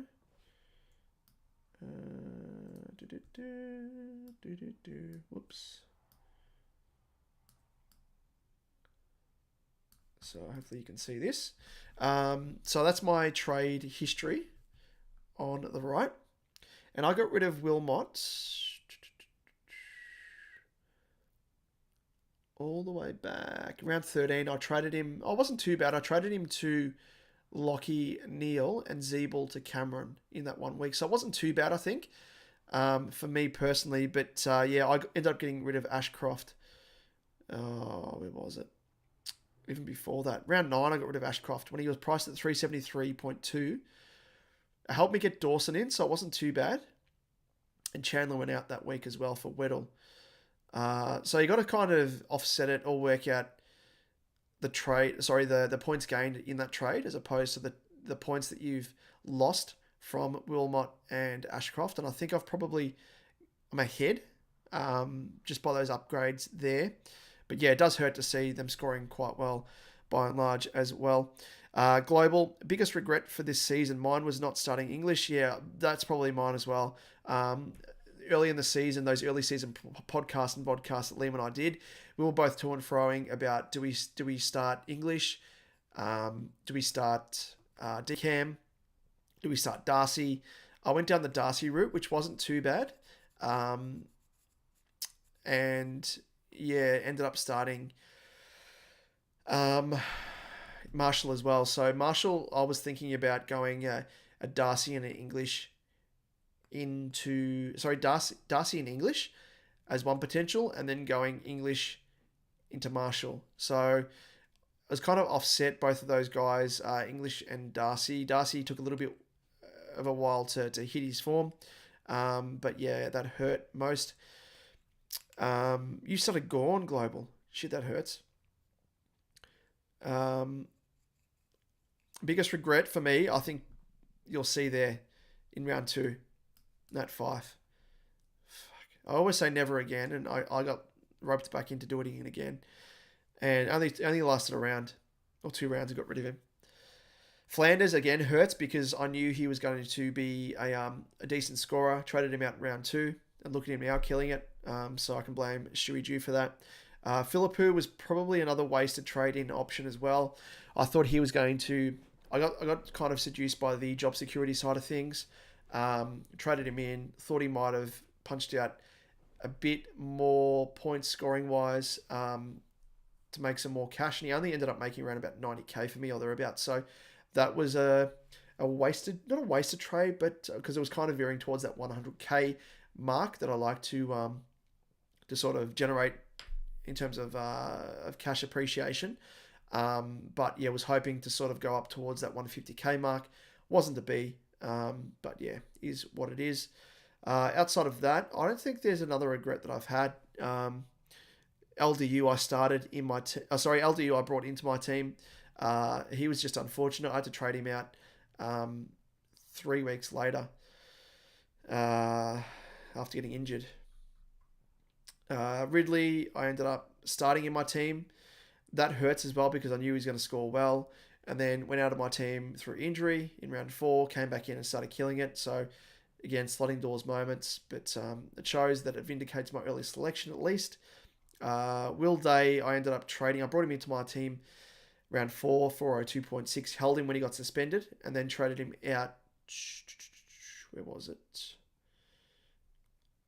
Where did I trade him out? Round 11.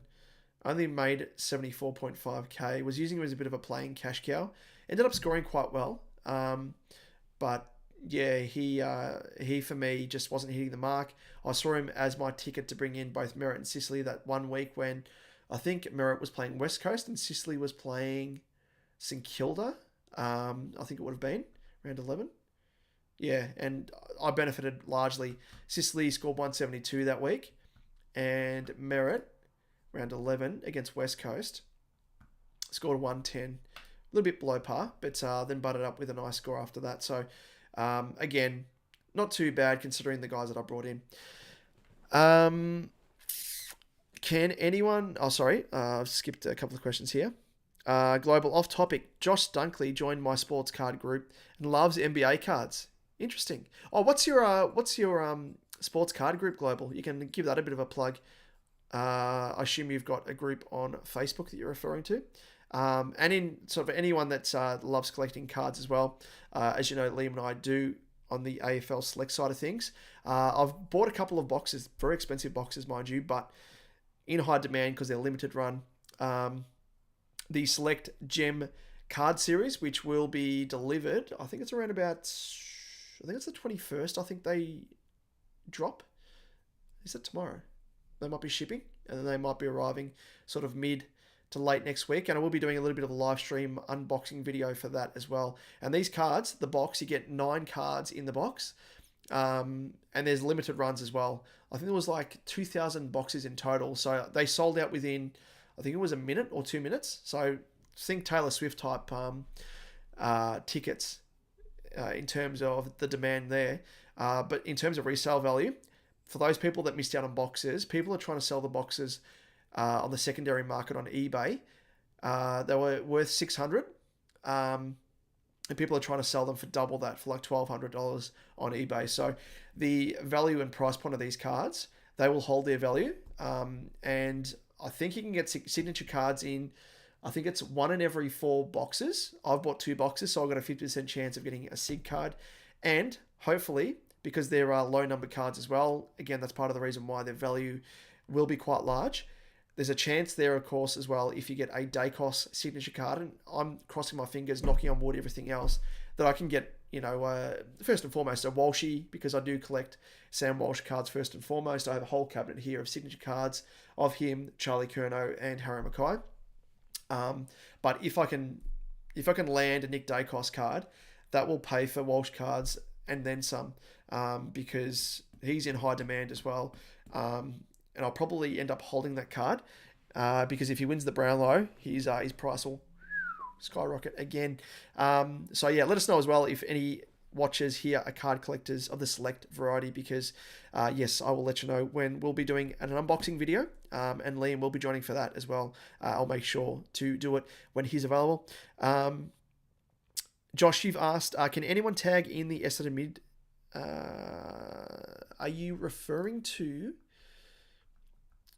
Oops, right. Are you referring to a tag up against Bont? Empire, if you're still here watching, or if there's any other Essendon supporters, might be able to be better placed to talk about that. But from memory, from what Liam has said, I don't think there are any traditional taggers. Maybe a Ben Hobbs might be a bit of a run with player. Archie Perkins, is he one in the past? But yeah, Hobbs, I reckon, is probably one that might do a bit of a run with role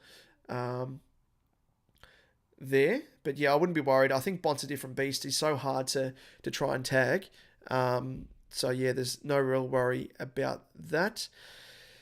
Global, you said then went, he started Gorn, then went to DCAM, he got injured, went to Grundy, then back to Gorn. Oh well, at least you landed with Gorn, and you're going to be reaping the benefits, hopefully, for the remaining 6 weeks of the season there, Global, and offsets the trades you've used and the heartache you've had to endure across the journey there. Corey went Wits and Darcy as a start of the year. Yeah, it's not bad. And then went to English round 4 for Darcy. A lot of people did that, actually, yeah. And then Wits to Grundy. And then Grundy to Marshall and Davey to Briggs, and Marshall out keeping Briggs. Gee whiz, you've had a merry-go-round there, Corey. You've spent a fair few trades in the ruck. What's that? So that's 1 trade, 2 trades, 3 trades, 4 trades, 5 trades. Gee whiz. That's the one thing I tried not to do this year as well, is like the ruck merry-go-round. I did that last year and burnt through quite a few trades, similar to like what you did there, Corey. And I was lucky enough, I would have been happy to keep Darcy for the remainder of the year if he didn't get injured. I would have just been stubborn and not brought English in. Maybe tried to bring English in off the back of Marshall as a bit of a pod option, because Marshall's so highly owned, and he's kind of hasn't done as well as what we thought he would. Marshall, he's been very, very frustrating. AFL Fantasy's been going right, but it's just his ruck work, his hit outs to advantage haven't been as high as what we had hoped, and that's meant that his scoring's been down week on week. Corey, you said, my regret is Sard for Doherty, only getting 100 2 weeks ago from him, and also Fife in over Windhager as well. Yeah, we tried to warn you about Fife, and I was speaking from recent pain again, starting with the absolute. If anyone starts, I'm going to say this here, if anyone starts with Fife next year, seriously, just don't do it. I was going to say deactivate your SuperCoach team, because how many times can we be burnt? And I'm going to say this now. You can put it on record. I'm not starting him in my team. I don't care how cheap he is. I don't care if he's 200k or thereabouts again. He's not starting in my team, because he's virtually a waste of a trade. You're going to have to bank on him. Like, you can bank on him getting injured and you having to waste a trade to bring him out again. Global, you've brought DCAM back into Sport Card Marketplace Australia is the name of Global's sports card group on Facebook. Great community with over 6k members. I actually might join that, Global, if I haven't already. Do you do any AFL Select trading and stuff as well? I assume you do box breaks and stuff as well, but let us know if you do, because I'll join if you do. Not so much basketball trading cards for myself, obviously only AFL Select, but let us know. Josh, you've said yeah on Bont. Yeah, I don't think anyone will be tagging. Oh, there we go. Global said Caldwell. Forgot about him. Did a little bit of a number on Neil last year, as we know. So that's a good shout there. Global, no breaks, just trading and whatnot, I imagine. Dragon Wings, my biggest regret is having Yo and Dacos all preseason. Then when Yo went down just before round 1, I saw a way of getting Laird, but I had to choose Dacos and Yo if I didn't want to redo my whole team.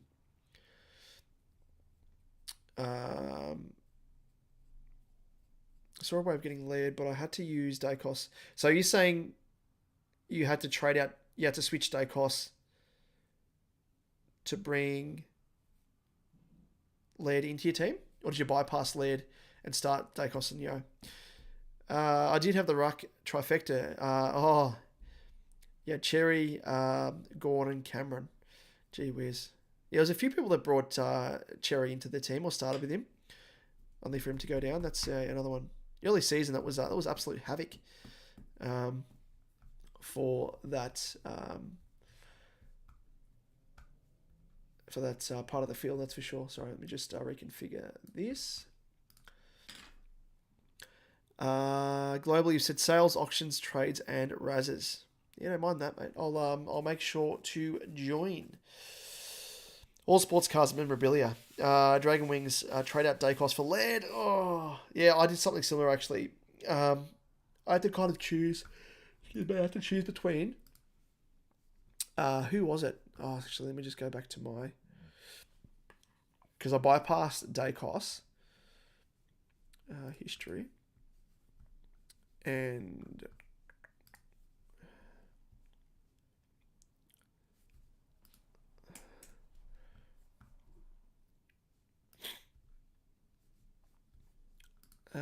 Who was it? So I brought Dacos in round 3, and I traded. Who was it? Oh, I think it was because I had Chesser in defense. Oh, that's right. It was between Steele. I had to try and fit Steele into my team, and I fit Steele in. Then when Steele got injured, of course, sliding doors moment, I brought Dacos in. And I was going to start Dawson as well and didn't do it. So, stupid by me. Corey, I went Yotu Jones 5 on field instead of Day or Dacos. Yeah, I brought Day in as you would have heard me say earlier, and I was keen on maybe starting him, but I thought it was maybe a season too soon to bring him in. But he proved myself and the doubters wrong. But he's someone to look at potentially next year as well. Bit of a Will Day. The game tonight isn't on K for some reason. No, there's no game tonight, Josh. There is no Thursday night games anymore. You just said, never mind, I'm stupid. Yeah. No, I'm saying, yeah, you're stupid. I'm saying, yeah, there's no game tonight. So, yes, going back to Friday night games from here on out, I think, unless they do it for round 24, but I don't think they've announced that yet. But yeah, Friday night, that's the reason. Otherwise, I would have probably finished this stream about 20 minutes ago. Corey, yeah, round 1 you're talking about. Yeah, you went Yotu Jones. Yeah, not good at all. Anyway, let's go through my team just very, very shortly. We might wrap up the stream unless there's any more comments and questions coming through. Actually, just before I do that, let me just flick across.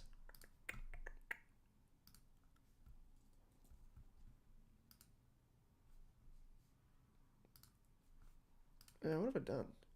What have I done here? Oh, gee whiz, I just noticed on Twitter, ladies and gents, as well, that Jock Reynolds, their entire team's moving on.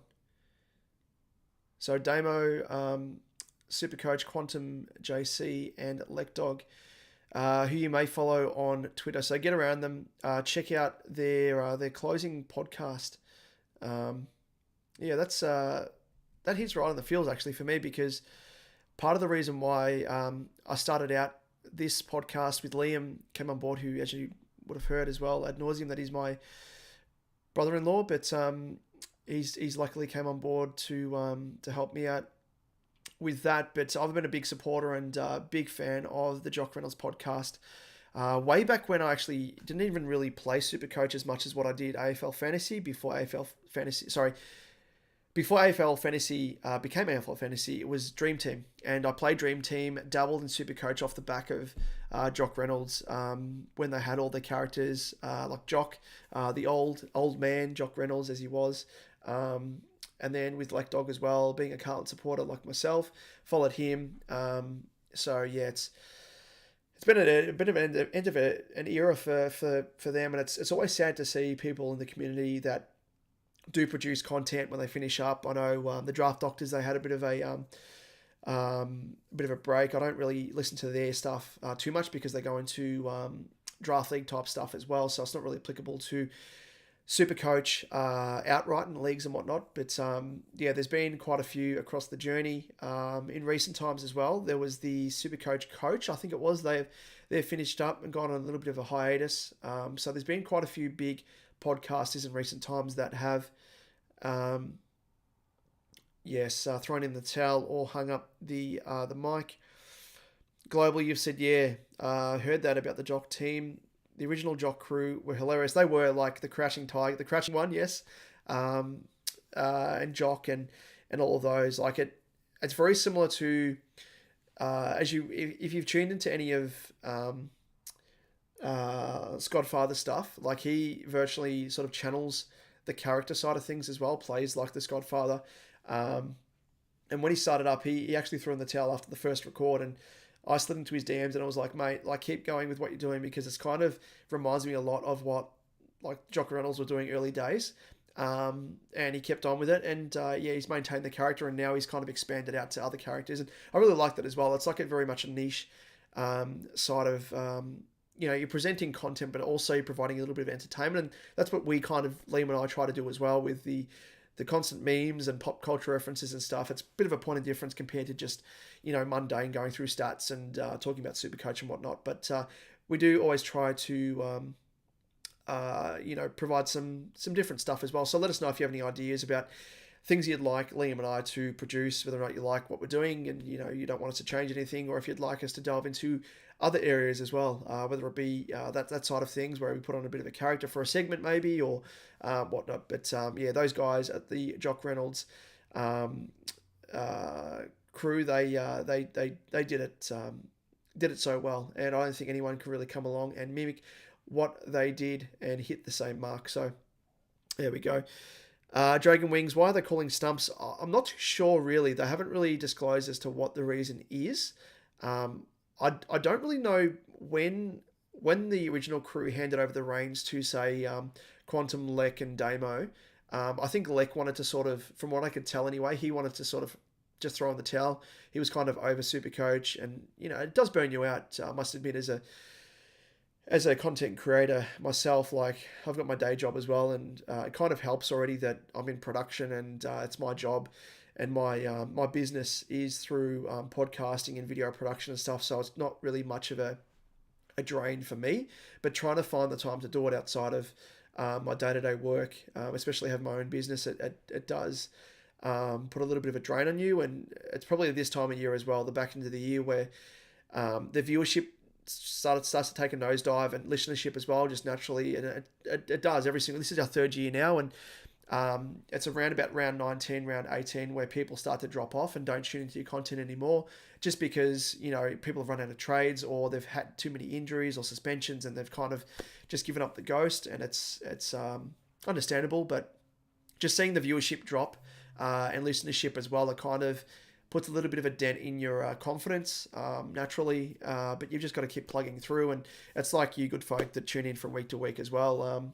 Credit to all of you. Otherwise, we probably wouldn't be doing the live streams like we are as well from week to week, because again, it's just trying to find that time outside of our day jobs to do it. And that's part of the reason why Liam can't join these live streams, just because he is starting a new job and can't find the time to do it.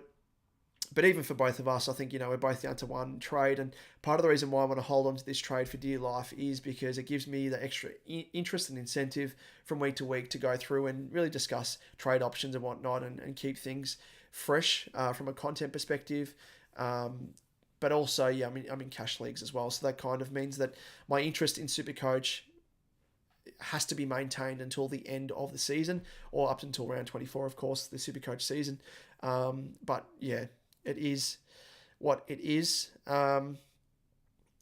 Julie, thanks for joining us, Julie. Really appreciate it. Have you joined us before? Let us know if you are a new, and apologies if I've missed you in the past, and if you are a regular, because there are so many names that come through, and I'm an audio-visual type of guy because that is my shtick. I do kind of go off the little avatar or profile picture of everyone, like Dragon Wings. I memorize him, Global as well, with a little hand on the globe. And Jonas Goat as well, because he just, how could you not forget Jonas? But Julie, thank you again. You've said congratulations on 900. Hopefully you get to 1K. Yes, I'll say it again, ad nauseum, and apologies. But for those people that are tuned in late, if you can help us, Liam and I get to 1K. We're hoping to hit the 1K subscriber mark by the end of the season. It does kickstart, and we'll stop pestering you after that. Like, honestly, hand on heart, because it does trigger the monetization side of things, and it means that we can give back to all of you guys and girls that tune in from week to week. With the offering of more cash leagues in 2024, which will be exciting. We've done cash leagues. We've only done one for each of this season and the season prior. But we're hoping to offer a couple of more and potentially some more sort of prizes for our SuperCoach Edge groups that we'll be offering as well. But then giveaways, probably the most important of the lot, just to sort of keep it ticking over and really reward all of you listeners and viewers as well, because end of the day, we're having to dip into our own pockets. We're in deficit because, I hate to be a sob story, but yeah, Podbean, they charge us $200. I was going to say $200K, $200 every season to host our podcast on their platform. So we don't really get any monetization to offset that. We do, however, through our Patreon program, which does also fund the one cash league that we do have. So that does help sort of offset the cost of the podcast and the podcast fees through that. So we do really appreciate, and that's why we give so much time and effort to the likes of Empa, Jonas, everyone else that do support us through our Patreon, because they do help, I guess, prop us up from week to week, and really do appreciate that. So thank you again, Julie. You subscribed when you hit 400 subs, so yeah, thank you. You are an absolute legend. Jonas, what have you said here? Liam is not cutting it as a number 2 guy. He's a third option guy. Some SuperCoach content creators need to merge and provide a stronger team. Yeah, Liam is 100%. He is my co-pilot. He is the goose to my Maverick, really. I would be nothing without him, because he does help out in the back end as well in terms of research. You wouldn't believe, like, at the moment I'm trying to produce and put together a TV series for the Melbourne Renegades, for the Renegades Recruit. And especially over the past, I reckon, 3 to 4 weeks, I've just had no time to really do much research, put together the run sheet that we do put together. You may think that it's just off the cuff, but no, we do have a run sheet that we painstakingly put time and effort into, and research, crunch stats, numbers through DFS, Australia, all that sort of stuff as well. So without him, you wouldn't have the content at the highest quality that it is being provided at. So that's Jonas, I wouldn't be saying that. Wouldn't be saying that at all, because as I said, wouldn't have the product without Liam. You've said some SuperCoach content creators need to merge and provide a stronger team. Well, that begs to my other question as well. Whilst we've kind of delved into this area, Liam and I, we're looking to potentially get some more content creators on the show to sort of fill out the back end of the season, just to sort of provide a bit more point of difference and some different perspectives as well. So let us know in the comments and questions who you'd like us to reach out to. We haven't as yet, I think, in terms of people that we haven't spoke to or had on the podcast, we haven't had the guys from the Centre Bounce crew. So I'd love to have them on board. So that's a given. We're thinking also of having SuperCoach with DR. We had him on a couple of times now, but he is an absolute ripper of a bloke. So we're looking to have a chat to him. But outside of that, let us know. We've had SuperCoach Masters early in the season as well. But yeah, if there's any content creators or even anyone that tunes in that are higher up in the top 10 or thereabouts, vying for the overall number 1 spot, I'd love to have a chat to them, as we did last year with Ray Magoo, who was the winner of SuperCoach last year, as it turned out. So let us know who you'd like us to tap into and host on our podcast. Dragon Wings, even though I am now out of trades, there are still things to earn or learn, and reinforces the need for trading better in the early rounds. Yeah, that's the one. Like, I've been playing SuperCoach since the early or sort of mid 2000s when I was back in high school. It shows how old I am. And those are kind of, I was playing AFL Dream Team then, and sort of delved into SuperCoach in the back end. Around about 2005, I started with SuperCoach.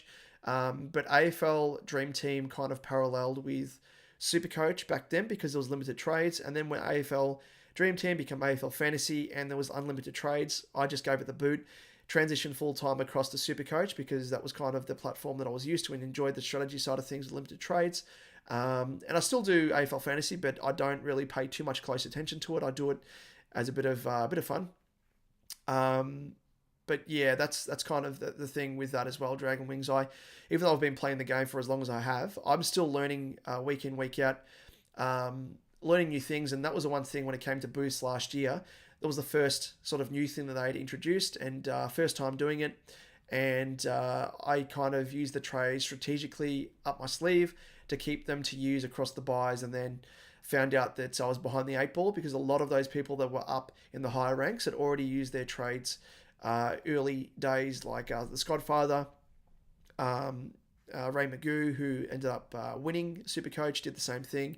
And so I changed my tact off the back of that and ended up going a bit more aggressive and used up all my boosts. I think it was about midway through the buys I used all my boosts, and that's part of the reason why I'm now ranked as high as I am in the top, or just I was in the top 1,000 heading into the weekend. But of course the carnage struck back and I've slid back outside. But I'm hoping to at least finish within the top 1K. I'm trying to push for the top 500. That'd be awesome. But yeah, those are sort of my key takeaways from last year. And you're spot on there, Dragon Wings. There's always much more to learn through myself and Liam, but also other content creators as well. Julie, SuperCoach Insiders with Ben, Swizz, and Chris would be good. Yeah, actually, yeah, they're really good. I tune into their content, and I'm a big fan as well of the fantasy. What are they called? I forget what they're called.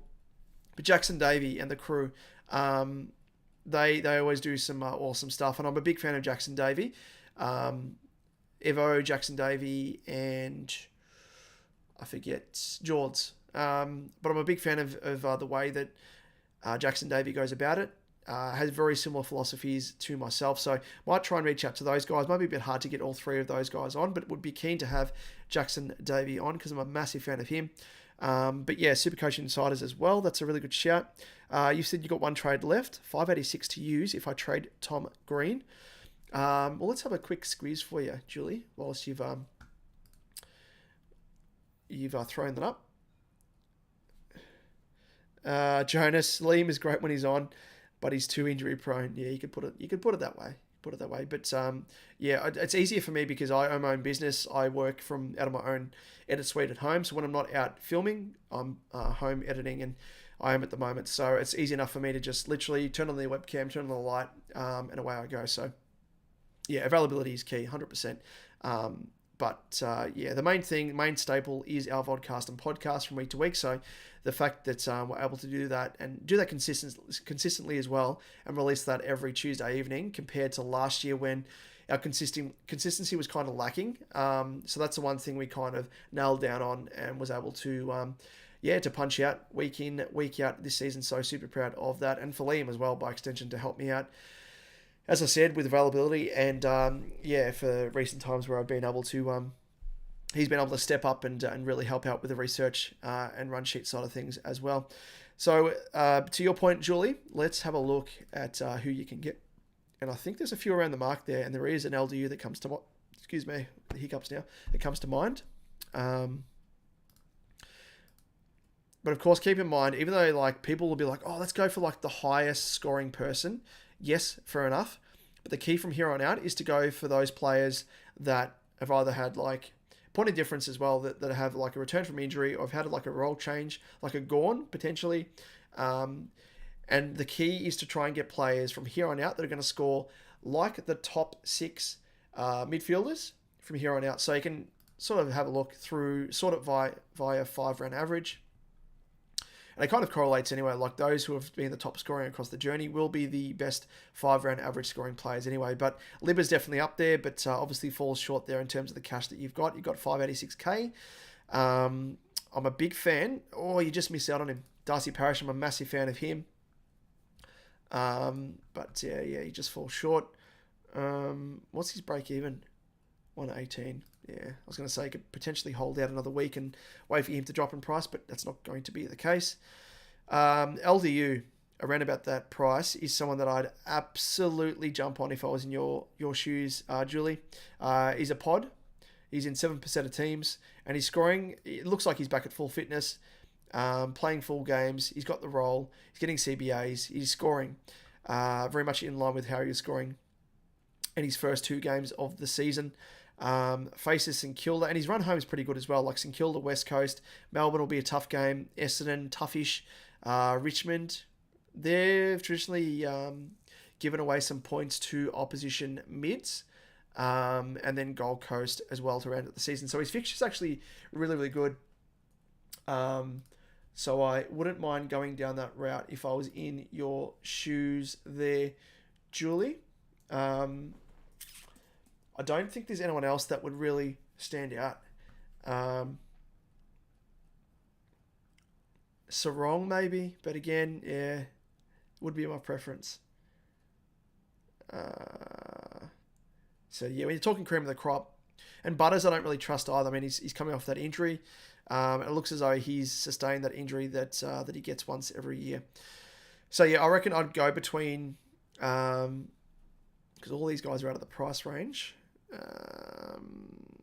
I'd go, you can't afford Parish. If you could, I would have probably gone for him, recommended him. But LDU I quite like as well.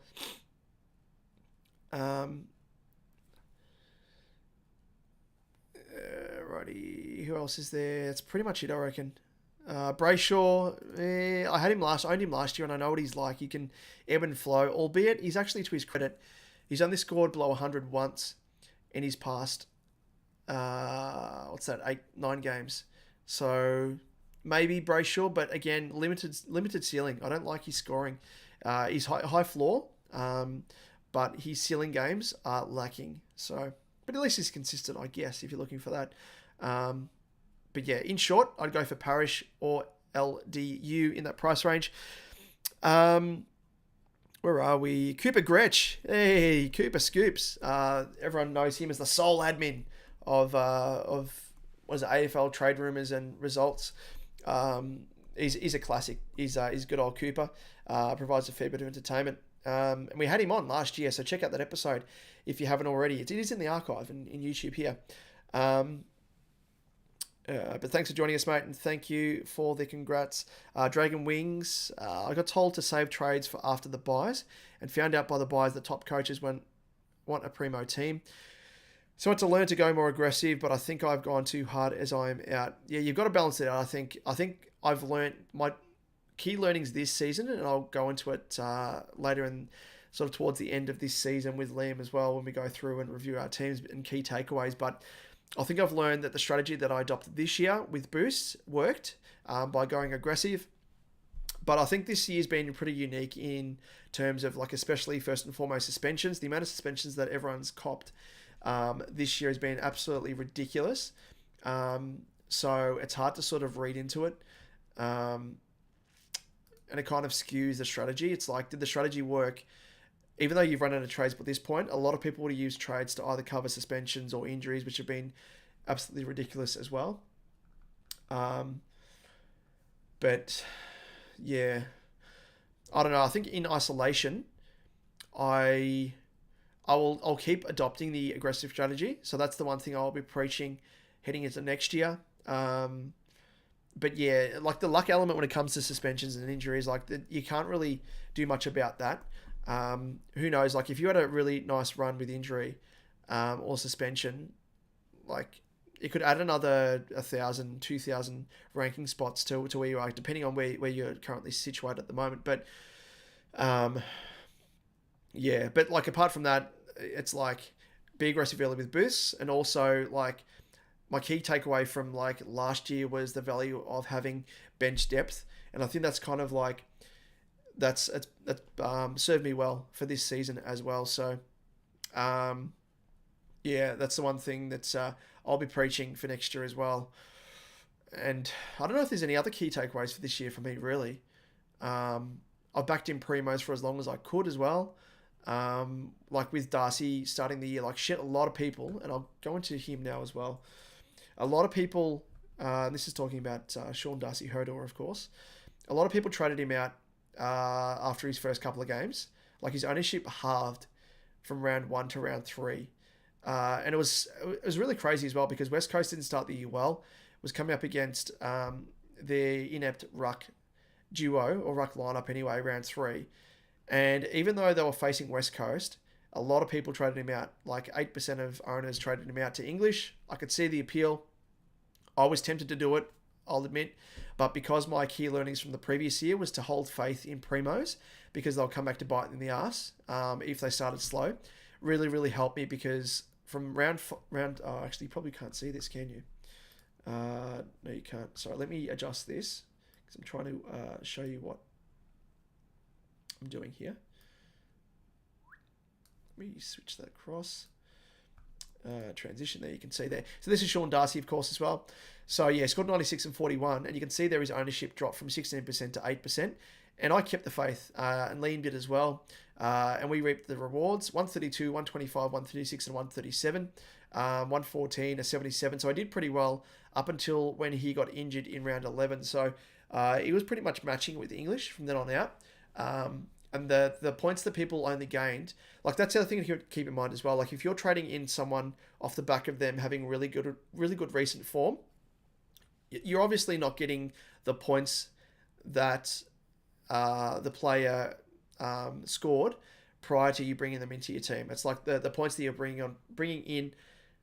the points that they're scoring when they're in your team from then on. So like it would have been pretty much in line with English. You would have had to have paid more money to upgrade to English as well. So yeah, the net gain, the money that I saved by not upgrading Darcy to English, and I'll go into this detail as well, like when we obviously go into our team analysis and whatnot. Where are we? So I'll show you, like as an example, the money that I saved by not going Darcy to English meant that I could bring in Dacos and Setterfield in round 2. So yeah, I probably wouldn't have been in that position to bring in a Dacos, which would have really hurt me, and I would have had to have passed up a Setterfield potentially as that playing cash cow. So it did help me in the end, and yeah, something to really keep in mind when going into next season. I can see I've got a few comments coming through as well. Joe, legit just came on to congratulate Damo on hitting 900 subs, and I see you are giving some love, Jonas. You're a legend, mate. No, thank you, Joe. And you probably might have, I don't know if you tuned in prior to my discussion point just before. We're looking to bring on, so if you're still tuning in, we're looking to bring on some other contributors to the community, other content creators. So consider this an invitation, Joe. If you're keen, likewise, Jeremy as well, Big J, we would be keen to have you on our podcast, Liam and I. So let us know if you're keen as well. It'd be a pleasure to have you on board, mate. You've said 100 more, yes. So again, if you're tuning in late, feel free to subscribe below. We're trying to hit the 1K subscriber mark so we can flick the switch on monetization and give back to you kind folk that tune in. You've said, I'm burning my last trade to get Hewitt this week. I imagine you're talking about my boy, Georgie boy. Good old reference there. But yeah, Georgie boy Hewitt. No Cripps and Chera against the Eagles is so good for him. Yeah, I'm so tempted to burn my trade as well. Especially because I could use him as a loophole option. And then it would allow me to, I'm so tempted because this is my thought, right? I'm tempted to bring in Hewitt off the back of Robertson. And then I could go... I could loop Hewitt off the bench if need be. Stick Doherty back into defence. Bring Constable on. If Hewitt scores like shit, I'd just put Johnson on field. Sorry. I'm an idiot. Laird, of course, he's out. So I'm going to have to rely on bench cover here. So this, I think, is probably the week to do it, as you're suggesting there, Joe. With against West Coast, I think Hewitt could go large. Just want to see what Hewitt scored just very, very quickly last year. And I'll go through my team as I'm doing that. What did he score last year? I mean, West Coast, they were bad last year, but not as bad as this year. He scored 123. Did they play them twice? No. 123 he scored last year as well. So he's got historical form to back it up. That's for sure. But yeah, I could do the same. I could go Robertson to Hewitt, and then Hewitt could either cover for Laird or Matt Johnson, and go about it that way and use Laird as that looping option. It does mean, though, that I'd be out of trades for the remainder of the season, but it would give me a solid loop option off the bench. The only thing that's keeping me from doing that is my cover in defence isn't that good. And I don't have... I do have a forward defensive swing in the form of Seamus, Mitchell and Sheasel. And Doherty, of course. So I guess I could potentially do it, because then I could always go Constable swing with Doherty if I needed to cover. You're giving me something to think about here, Joe. You're giving me something here to think about. Because, I mean, my last trade was always going to be like a direct swap with someone like a premo to a premo. But considering like Matt Kennedy, I reckon he's going to be out for a fair while, if not for the remainder of the season. Oops. Yeah, 5 to 7 weeks. He's out for the remainder of the year. 100%. 100%. And especially with Chera out as well. As you said, Cripps, no Chera, no Matt Kennedy. He's going to absolutely tear it up a treat. So, do I join you? I do love the fact that... I do love the fact that where's my team? That another content creator, and a good one in Joe, you're going down, you're just flicking off the last trade. So I might join you, actually. I might join you. Hard to generalize. Actually, so before I go to you, we've had Julie. She said, sorry, it's 596. We're thinking Josh Dacos, Caleb, or Zach. Have Parrish already. Liam is a big fan. Yes, as you know, Julie, and I can tell that you're a regular listener and viewer of our content. So thank you, and I do always like the ladies as well tuning in, because I can check YouTube in the back end, and it says that there aren't actually, like, I think there's like 1% of females that tune into our content. So that may be you, Julie. That may be you. But considering you've already got Parrish, I assume you're talking about Caleb as in Caleb Sarong. And Josh Dacos. Josh Dacos would be a relative pod. So I don't mind that. He's been scoring quite well, but yeah, his ceiling games aren't regular enough for me to warrant the selection of him. So let me switch this across again so you can see what I'm looking at. See what I'm seeing.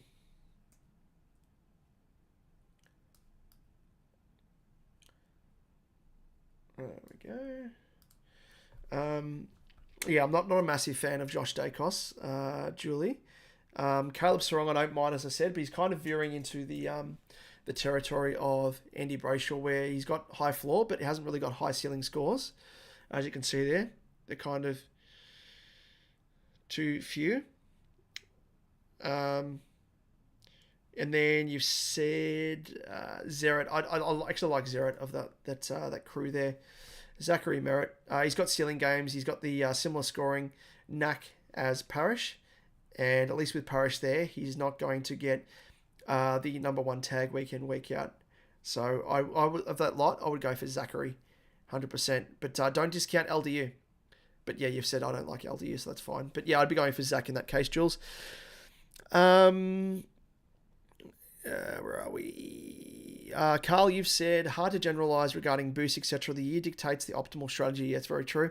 It was very different last year compared to this. The general principle of updating sooner makes sense. Yeah, 100%. I think that should be always the principle, no matter what the year is dictating.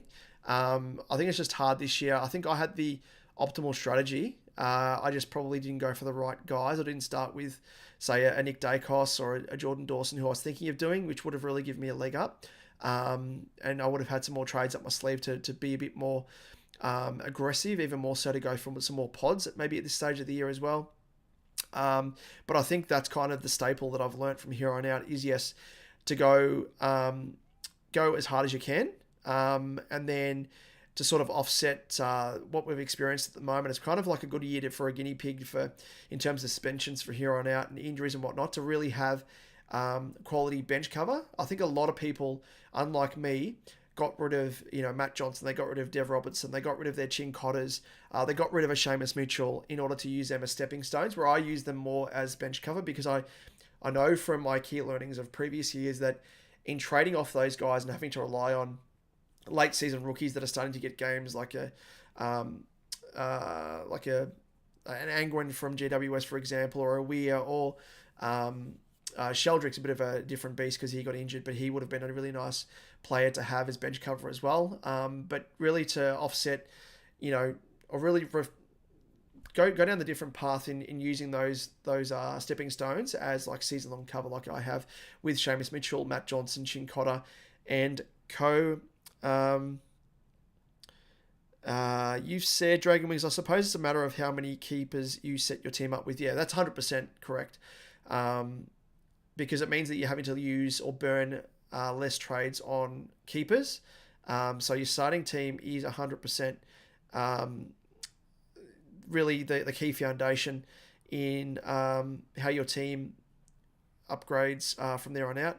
And you said how much money you can save by getting the lower end keepers, so the top end players drop in price before you get them. I think that's been the one other good strategy that I've kind of learned as well and was good at doing this year. I traded in guys and primos when they were at their lowest, when they bottomed out. A lot of people went early for Dawson, which I probably should have gone for as well. I was stubborn because he hit a price point where I'll just bring his scoring and price point up here just as an example. But you'll see there, like up until round 5, I think a lot of people were bringing him in. Yeah, like his ownership went up by 9% from round 5 to round 6 off the back of those two big games. And he hit the season high of 667, and I'd sort of missed the boat there. And I was like, well, I'm not going to bring him in at that high price point where I probably could have at the expense of other upgrades. But I waited for him to drop in price, and then I got him at the season low. When was it? I think it was against I brought him in against Gold Coast. And I was like, oh, well, it's going to be an easy game for him to smash it out, and punched out these shitful scores to start with. But then he started to reward me here. But obviously those owners really enjoyed those big games. Oh, sorry, it was round 4 to 5. People brought him in from 17% to 27%. So I missed out on those 4 or 3 big scores there. But again, it helped me. Let's take these out. It really did help me. By waiting and being patient for him meant that I could go for other primos. So whilst I did miss out on some extra scoring with him, it meant that, I could upgrade my team elsewhere. Joe, you said value has always been the aim of the game. Yeah, that's it. I unfortunately started too many mid prices in the hope of them all making heaps of money to upgrade faster. Unfortunately, burnt trades, fixing it. Yeah, I think a lot of people had that strategy as well, and you kind of you've got to balance it out with like that strategy, as well as having like guns and rookies, the old strategy, which for those people who tuned into our content late, if you go back and have a look at the early preseason episodes that Liam and I punched out, we went through the different strategies. There's a guns and rookie strategies. There's a straight out mid-price strategy, which it sounds that you went down the path of, Joe. And then there's the kind of hybrid, which I tried to do a bit of both, because the hybrid this year was Guns and Rookies meshed in with mid prices, was the fact that we had mid prices which were priced almost at sort of the higher end rookie price, like a Liam Jones. Who else was there? There was Setterfield, and so on and so forth. So I tried to jump on a few of those guys as well. So it was kind of like those mid prices disguised as rookies, or rookies disguised as mid prices, whichever way you wanted to look at it. And I went down that route, which was good. But yeah, I just chose the wrong mid prices to start the year, which really did have me behind the 8 ball. Carl, how come Liam copped a strafing? Easy to pop blows from the sidelines. Exactly right. No, I think Jonas is having a bit of a gag there, Carl. But I'll be sticking out for Liam every single day of the week. Yeah, as I said, he's a key cog here in SuperCoach, so wouldn't be entertaining any of that sort of chat. But Jonas is a bit of a shit stirrer, Carl. And Liam would be very, very conscious of that as well, because, as I said, without me, without Liam, we're kind of the yin to the yang, as we always refer to in SuperCoach edge terms here. So, yeah, don't be potting Liam. He's an absolute gun. And as I said, I probably wouldn't have the confidence to do this podcast by myself, because you do need someone, an offsider, to really give you perspective on your trade ideas, on your strategies and whatnot. So, no, that's a fair call there, and a shit call there by you, Jonas, even though you shit stirring, mate. Jonas, upgrading, downgrading from my bench as much as possible. Then I can roll the last player onto the bench. So when it comes to this time of year, I can have very good cover. Yeah, the aim of the game is to ideally have a 23rd man, as we call them, and Sheasel was going to be my 23rd man. If the sort of injuries, suspensions, all that sort of carnage didn't hit last week, and I would have traded in Dev Rob and Matt Johnson, done a downgrade to a rookie, and brought in Sicily, and it would have squeezed Sheasel out to my D7 and F7. So he would have been my one strong link in terms of cover, and then I've activated my DPP swings across the park as well. So yeah, the SuperCoach guides had to throw a spanner in the works there, and it meant I still brought in Sicily, but it meant that I kept Matt Johnson and Dev Rob as my sort of semi-solid bench cover from here on out. Dragon Wings, you said. I might miss hot plays early, but hopefully will help after the buys. Yeah, 100%. Julie, Butters is a Zach. Have Zeret. Oh, you're talking about Zach Butters, okay. If Joe is on, he's a Dons man. Yep. My bench is Winhager, Flanders. My bench is Winhager, Flanders, Keys. Shit, that's pretty handy. You've got some pretty good bench cover there, Julie. And Matt Johnson from Freo. Yeah, well, given that, I'm not so much a fan of Butters.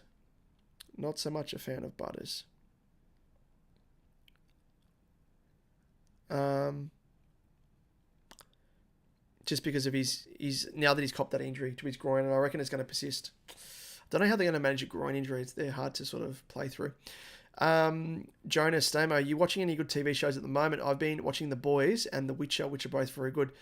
Yeah, I haven't played The Witcher game, so whilst I'm familiar with it, I'm probably not as much of a fanboy as what I would be with, say, I was watching The Last of Us, so I love that game on PlayStation. For those, or any of you that watched or played the game, I highly recommend watching the show, because whilst it does stay true to the video game, there are a couple of new elements as well that I really enjoyed, and well acted as well, and well written. Special effects are awesome, all that sort of stuff. So love that. Brooklyn Nine-Nine, always a massive fan of that. The comedy side of things, really do enjoy that, and it does inspire a lot of the comedy that Liam and I try and put into our podcast. And then outside of that, Black Mirror, really out there sci-fi fantasy. It's kind of like a dystopian view on the world. It makes you think. It's very much like The Matrix, where it talks about alternate realities and multi-layered realities and sci-fi things. And yeah, it's really awesome. Check it out. Those are probably my 3 main shows. There is another one, but I'm forgetting, I'm sure. Better Call Saul, I just recently finished because I'm a massive fan of Breaking Bad. Love Better Call Saul as well. It was amazing. What else is there?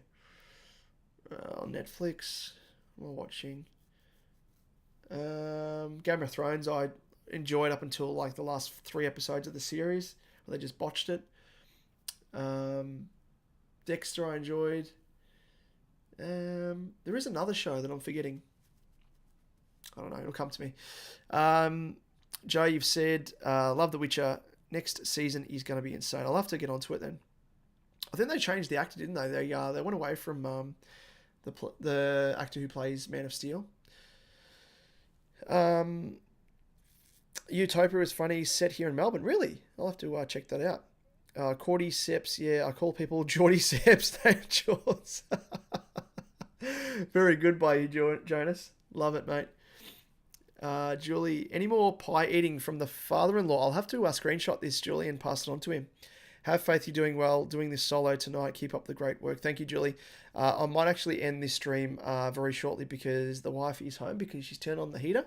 And I think she's trying to gas me out in a sense because the heater heats up my edit suite here in my office. And I start roasting. So I think she's giving me a bit of a heave-ho, hurry up. I'm hungry for dinner. So we might end it in a couple of minutes. Have I missed a comment here? Yeah, I'll have to ask American Pie style. What are you talking about there, Jonas? What's that in reference to? I'll have to ask Pete, our father-in-law, if he's going to eat the. He doesn't handle chili or any sort of spice at all. So yeah, I don't know. I don't think he'd be on board, unfortunately. But I'll flag it with him again, Julie. I'll say you've had a call from another one of our regulars, and try and light the fire under him. That would be entertaining though if you did. Joe, if I had $1 for every time that Jonas comes up with a funny nickname, I'd live very comfortably. 100%, Joe. 100%.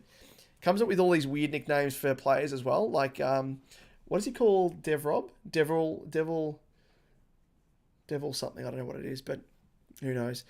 Joe, Blues making the 8. I've done the ladder predictor and reckon we play you in the... Oh, mate, that would be amazing. Hopefully that comes to fruition because between yourself as a Dons man, Liam as a Dons man, and me, and our father-in-law as well, and my wife, who are Carlton supporters, it'd be... oh, here we go. Look at this. Pete is actually here. He's on the live stream. He's answered the question from the horse's mouth. Julie, you can have a chat to him here. No chili pie for me. So there we go. He's ruled it out. He's ruled it out. We tried to ask him, but he is not on board. But if there's anything else, I don't know, is any other challenge that you want Pete to get involved in? He's by extension the third member of the SuperCoach Edge platform here. So by extension, I think he still has to. He has to. I guess handle the load or the things that we have to do, the challenges. That's the word I was looking for. So I don't know. Maybe we'll see. But the chili pie was really good. It was so hot though. Seriously, not hot. I'll say this: not hot going in, but going out, different beast. You could feel every part of the chili pie in that case as well. Where are we? There's a few comments coming through here. American Pie style, the original. Yeah, but are you talking about the American Pie? Oh, wait, were you referring to what Julie was talking about with the... Yeah, okay. Sorry, you were buttering up, following up from what Julie was talking about with the chili pie. Yep, 100%. It's like warm apple pie. Hey, Jonas. Good old Devil Rob. Joe, you coming out to the Fancast demo? Yes. Now, Joe, I did have, I forget his name, the founder of Fancast actually reached out to me, slid into my DMs and said, are you keen to jump on? I said, I'm not available tomorrow just because I've got that much editing I need to do for the Melbourne Renegades production. But hopefully next Friday, and I might, Dave is his name, yes, of course. And I might twist the arm of Liam as well if he's keen, but comes down to, of course, his work schedule. So it'd be good to, because we we try at this stage anyway of the SuperCoach season, where there's sort of less to talk about. Most people have their teams upgraded. We're probably talking more generally footy chat as well, which we don't really get much of a chance to do, just because we know first and foremost people tune into our content for SuperCoach related stuff. So yeah, we'll try and jump on for Fancast, and yeah, I'm definitely keen, Joe, 100%. Now that I know that you're involved, 100%, mate, 100%. Are you on every week as well, Joe? Let us know, because I know there's been. Oh, and you got to get Cooper Gretsch on. Got to get Cooper Gretsch on. I got to get on to Dave. But he would be hilarious to chat. I haven't met him in person. But he would get the views. He would get the people tuning in. He was actually in the live chat earlier. I think he's tuned out now. But mention it to Dave. He would be someone to get on board. Although I think he's based in Geelong, so it might be a bit hard for him to jump on. But maybe if you do it over Zoom, 100%. Joe, you've said I've been on every week, but won't be this week as I'll be at the footy. Of course, mate. Of course. Well, probably good reason as to why I won't be there tomorrow, because I'd be missing out meeting you in person, mate. So might try and be there next Friday, and I'll have a chat to Liam as well, and hopefully we can double team it and meet you in person along with Big J if he's there, and everyone else. Missed a few. Where are we? Jonas, you've said, have you heard the Adam Sandler song Medium Pace? No, I haven't, Jonas. I've got to check that out. Julie said, sorry, Pete, I'm not able to eat chili either. I understand. Lucky you have nice boys for sons-in-laws. You're a gem, Julie. You're a very, very, very nice lady. Woman, whatever you call it. Lady, I always associate lady with like an older person, older female. So apologies for calling you a lady. You're a woman. Or should I call you girl? Who knows? Let me know. Jonas, look at this. You are a shit stirrer. Absolute shit stirrer. If he wasn't already talking about Liam not being here, absolute shit stirrer, Jonas. Pete Raven. And it's not Raven, mate. It's not Raven. Even is that the nickname you're giving Pete? Who is your favourite Damo Liam? You're a shit stirrer, mate. Dragon, just call her a person. No. I want to give her a designation, Dragon. Because I'm very formal here. Person is not formal. And I think person is kind of like you're a being, which I don't like. Joe Cooper is far away. Yeah, he's in Geelong. Plus, we've got the Saints TV guys already. But I know. I forget the name of the guy from Saints TV, but he's not on the same level as our man Cooper Gretsch. Like, he provides so much entertainment. And yeah, I think you got the Hawks man as well. So are you trying to get me on there as like the as the Carlton supporter, as the nut Carlton supporter? I'm a bit of a nuffy. Jake, yeah, that's it. What's his name? Jake the Snake. Are you assuming gender? Get out of here. Don't be pulling that card, Joe. Don't be pulling that card. I'm doing it based upon name. So as I said, let us know what you are. Play it for your wife. Hilarious. So what's it called? Do you want me to play it? I'll play it on here, actually. I can stream it on here. What's it called? I'm just scrolling up.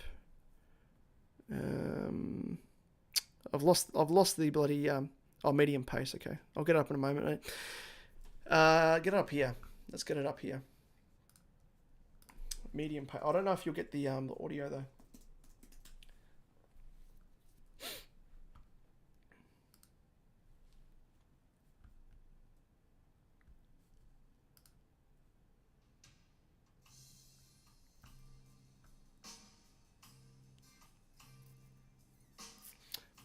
I think that's coming through.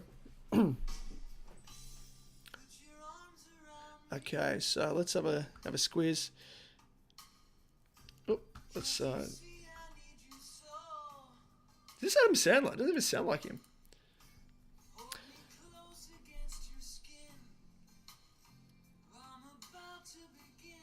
Joe, yeah, Daz is the Hawks man. Swizz the Tiger. Swizz as well from SuperCoach Insiders. Oh, come on. Come on, we're not playing this. We're not going to bloody get the YouTube pulled down here. I should have known, Jonas. Should have known. I'll listen to it at a later stage.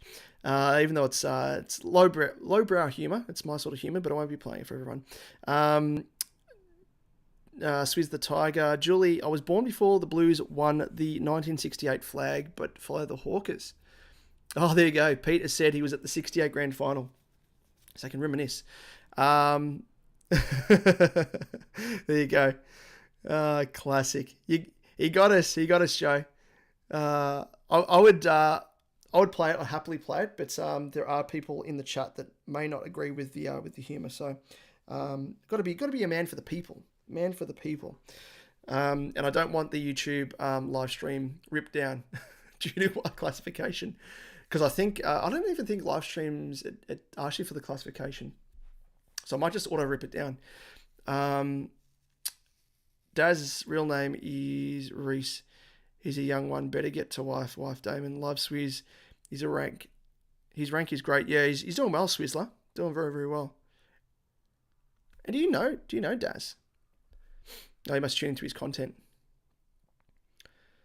Alrighty, yeah, let's wrap up the live stream, I think, ladies and gents, because I'm getting quite peckish and should say hello to the wife. So Julie has cracked the whip on behalf of the wife, so go and say hello. But thanks everyone for tuning in, and yeah, no doubt Ash has probably already got onto her dad Pete and said, "I can see you in the live stream," and stop encouraging him to continue the live stream.